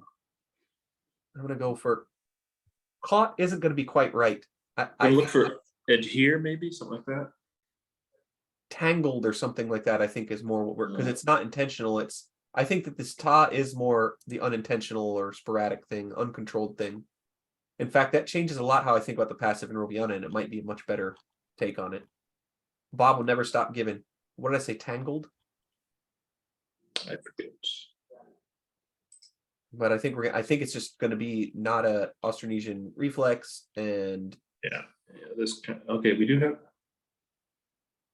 puka.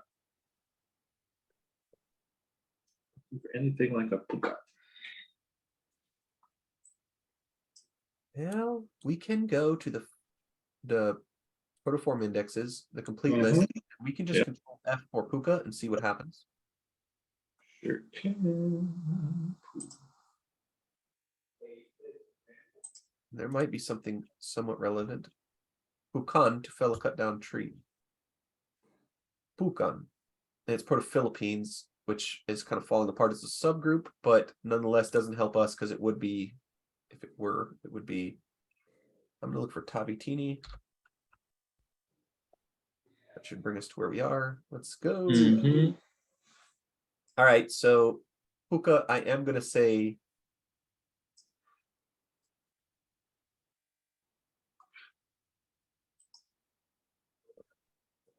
We have Tabitindi in text 2. Tabitigu. That was words to do with relatives and marrying in. Yeah, so Tabiti is relative or marry in, but what if relative has more to do with like entangled? Like it. That's not that crazy to me. Not at all. Then we have a tabiti in a sentence from the first text. The fellow came and sat with them by the edge of the fire. It was sitting with them was nyumu tabiti. Ria. What's it called? Serial verb construction there. Let's look at that. Yeah, it's in the giant and the clam. It's in the clam story. It's the 10th paragraph. Taviti. Text 1. That's the one. The fellow went, verb of motion, laongokolo, koza nyumu tabitiria. So he sat entangled with them.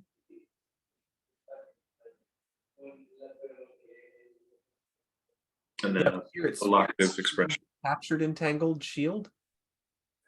It's a pretty good analysis of that.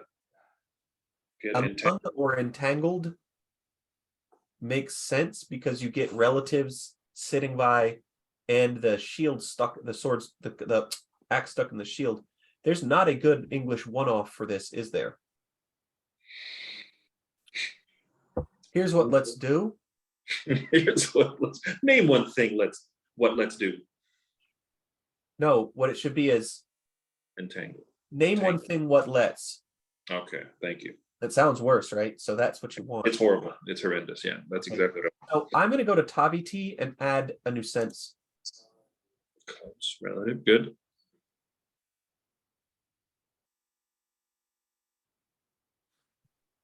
Yeah, close really works. Let's add a new sense. Entangled, stuck. I really like entangled. Yeah. We'll use this for now. Yeah. Only if you spell it correctly, though. Is that misspelled? No, it just had an F for a second. You saw it. You caught it already. Entangled it, shield. Yeah, the lack of article on shield is a good catch. I hadn't noticed that. We have it with the article in the prior clause, but it's missing here. It might be connected to the... I don't think it says drag down anywhere. I think capture entangled and then can't cause fall. It expresses the meaning that the captured entangled was for the purpose of spalling. So I'm going to gloss in order to as, or bako bako as in order to. I don't know what else to do. In dot. Yep. Order dot to.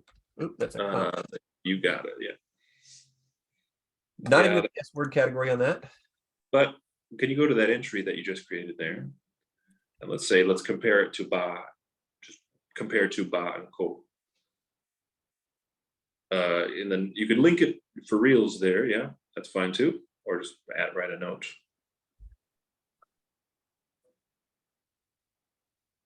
Yeah.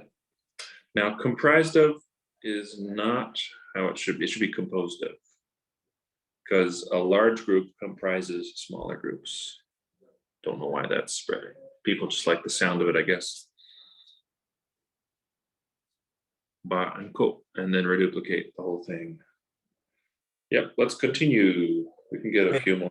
Explain comprise the correct meaning again. All right, so UNT comprises several colleges. It's what the super organization does to the constituents. This compound comprises 3 parts: trick or treat. So this compound comprises ba and ko. Yeah. So. And is composed of those things. Composing is not comprised of, it comprises. So the of is, I got you. So it comprises ba and ko, but that's not what we really want to say. Composed of ba and ko sounds better. I got you. People misuse. Been doing that for decades now. I'm going to say puka is stuck for lack of.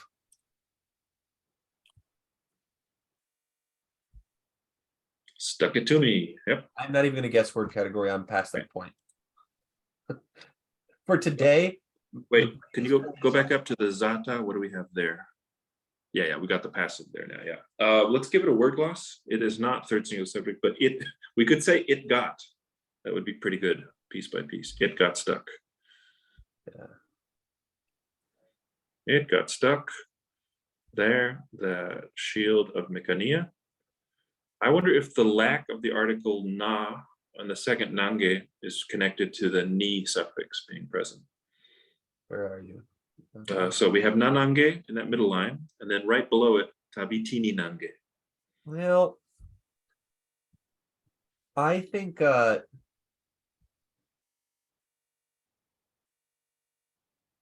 ni is not talking about nange.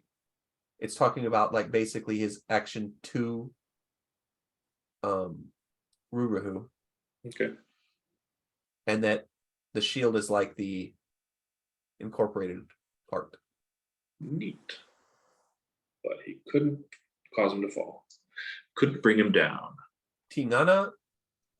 This is hard. Is this anywhere else in our story at all? That's a good question.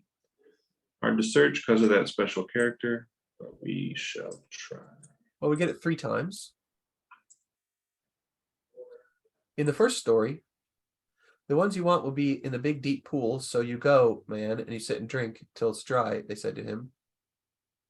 Tinganai. That's different. It's ting. Oh, that there it seems to have a suffix on it. Tinganai. Tingan might be the root. And then a few lines below, another tinga. That I'm just not seeing. Tinganai, same form. And finally, tinganave.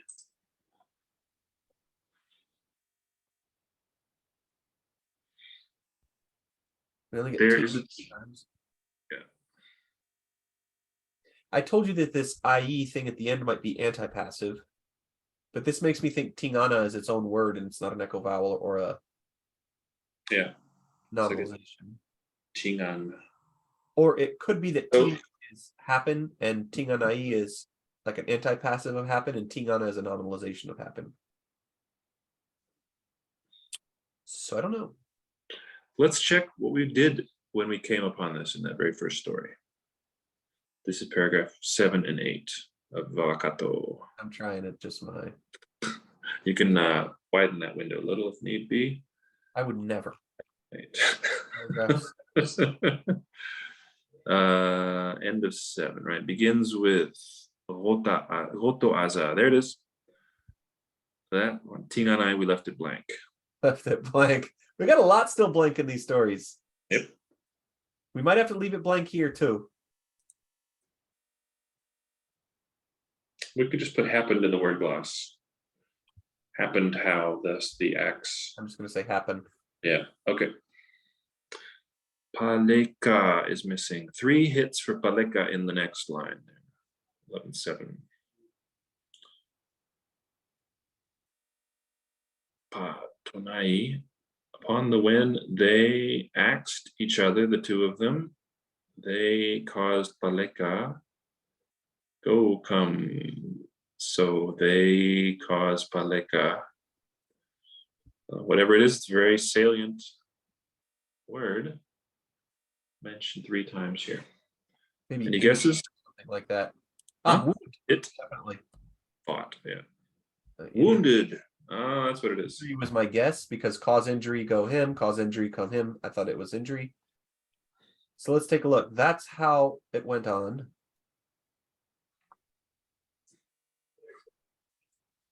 Very good. How it went on. Fought with axes, those 2 wounded one another. Ruru, who was So wounded. that going on. The azai is, could it be verbal? Could that azai be a verb of some kind? We've seen azave and things like this, right? So Hey, yeah. I think they is a verb there. Okay. He's getting No, the way it took place. Could be like take place or something. It happened. It goes on. So when they fought, upon the when they were fighting with axes, the 2 of them, those 2 wounded one another. We're fighting Yeah, each other's axes. Wounded each That's other. great. Distributed and causative there in the same verbal complex. Very cool, right? Extremely cool. Wound. I'm going to call Paleka a verb for now as wound. Yeah. Injure might be a better one because wound can sound like a noun, but wound is fine since it's used here.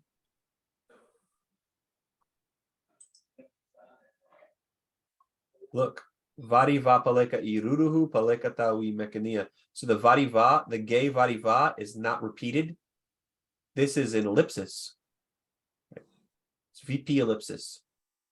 Wait. You're saying that second paleka, that final paleka is elliptical? Peter plays guitar and Tyler piano or whatever. Well, oh, okay. We get the Gevariba, yeah. Who caused and Mekania was wounded. It's interesting, yeah. The discrepancy is interesting there. No, I definitely think this right here, this from gay to mekania, that the gay variva is simply not Sure. repeated lip, Okay. or whatever. All right. Feel really, this is a neat sentence. True. How much more do we have left? I think we have enough left. We can't actually finish today despite our ambitions. And it's getting pretty late. We're probably going to have to call it a day on this recording session. But I'm extremely excited. I suspect we will finish this story the next session. And then we can start with the very next story. So, Tyler, do you have anything to add? No, nothing at the moment. Let's see. You're itching to keep going, I can tell, but we've got to put a pin on it. I would, yeah. We have to stop at some point. That's true. Yeah, we have to stop. I have appointments, but otherwise, I think this might be our longest episode yet. And if you Hang like, on. Yeah. Let's do one thing. We're almost to the end of 11. We just got those 2 lines. Let's just go ahead and put those, and then it's just 12, 13, 14. We've got 16 total. Now look at this. They said, wait there, you, said Mechania, instead of you wait there. Why do you think they did that? Because that is more faithful to what they said in Ghanongga. They said, There is. And that's a clear case of to referring to there. Let's go ahead and update that. To means there. Wait there, you. we can add a new sense. Let's do that. I'm inclined to. I'm going to say there, but we know this means like space-time. At that point would be a good one. Yeah. All right. Now I'm we finished a whole paragraph there. All right, then. Alas, we'll have to finish this rest of the story next time, but I love this story. It's my favorite so far. All right, dear listener, I will see you next time.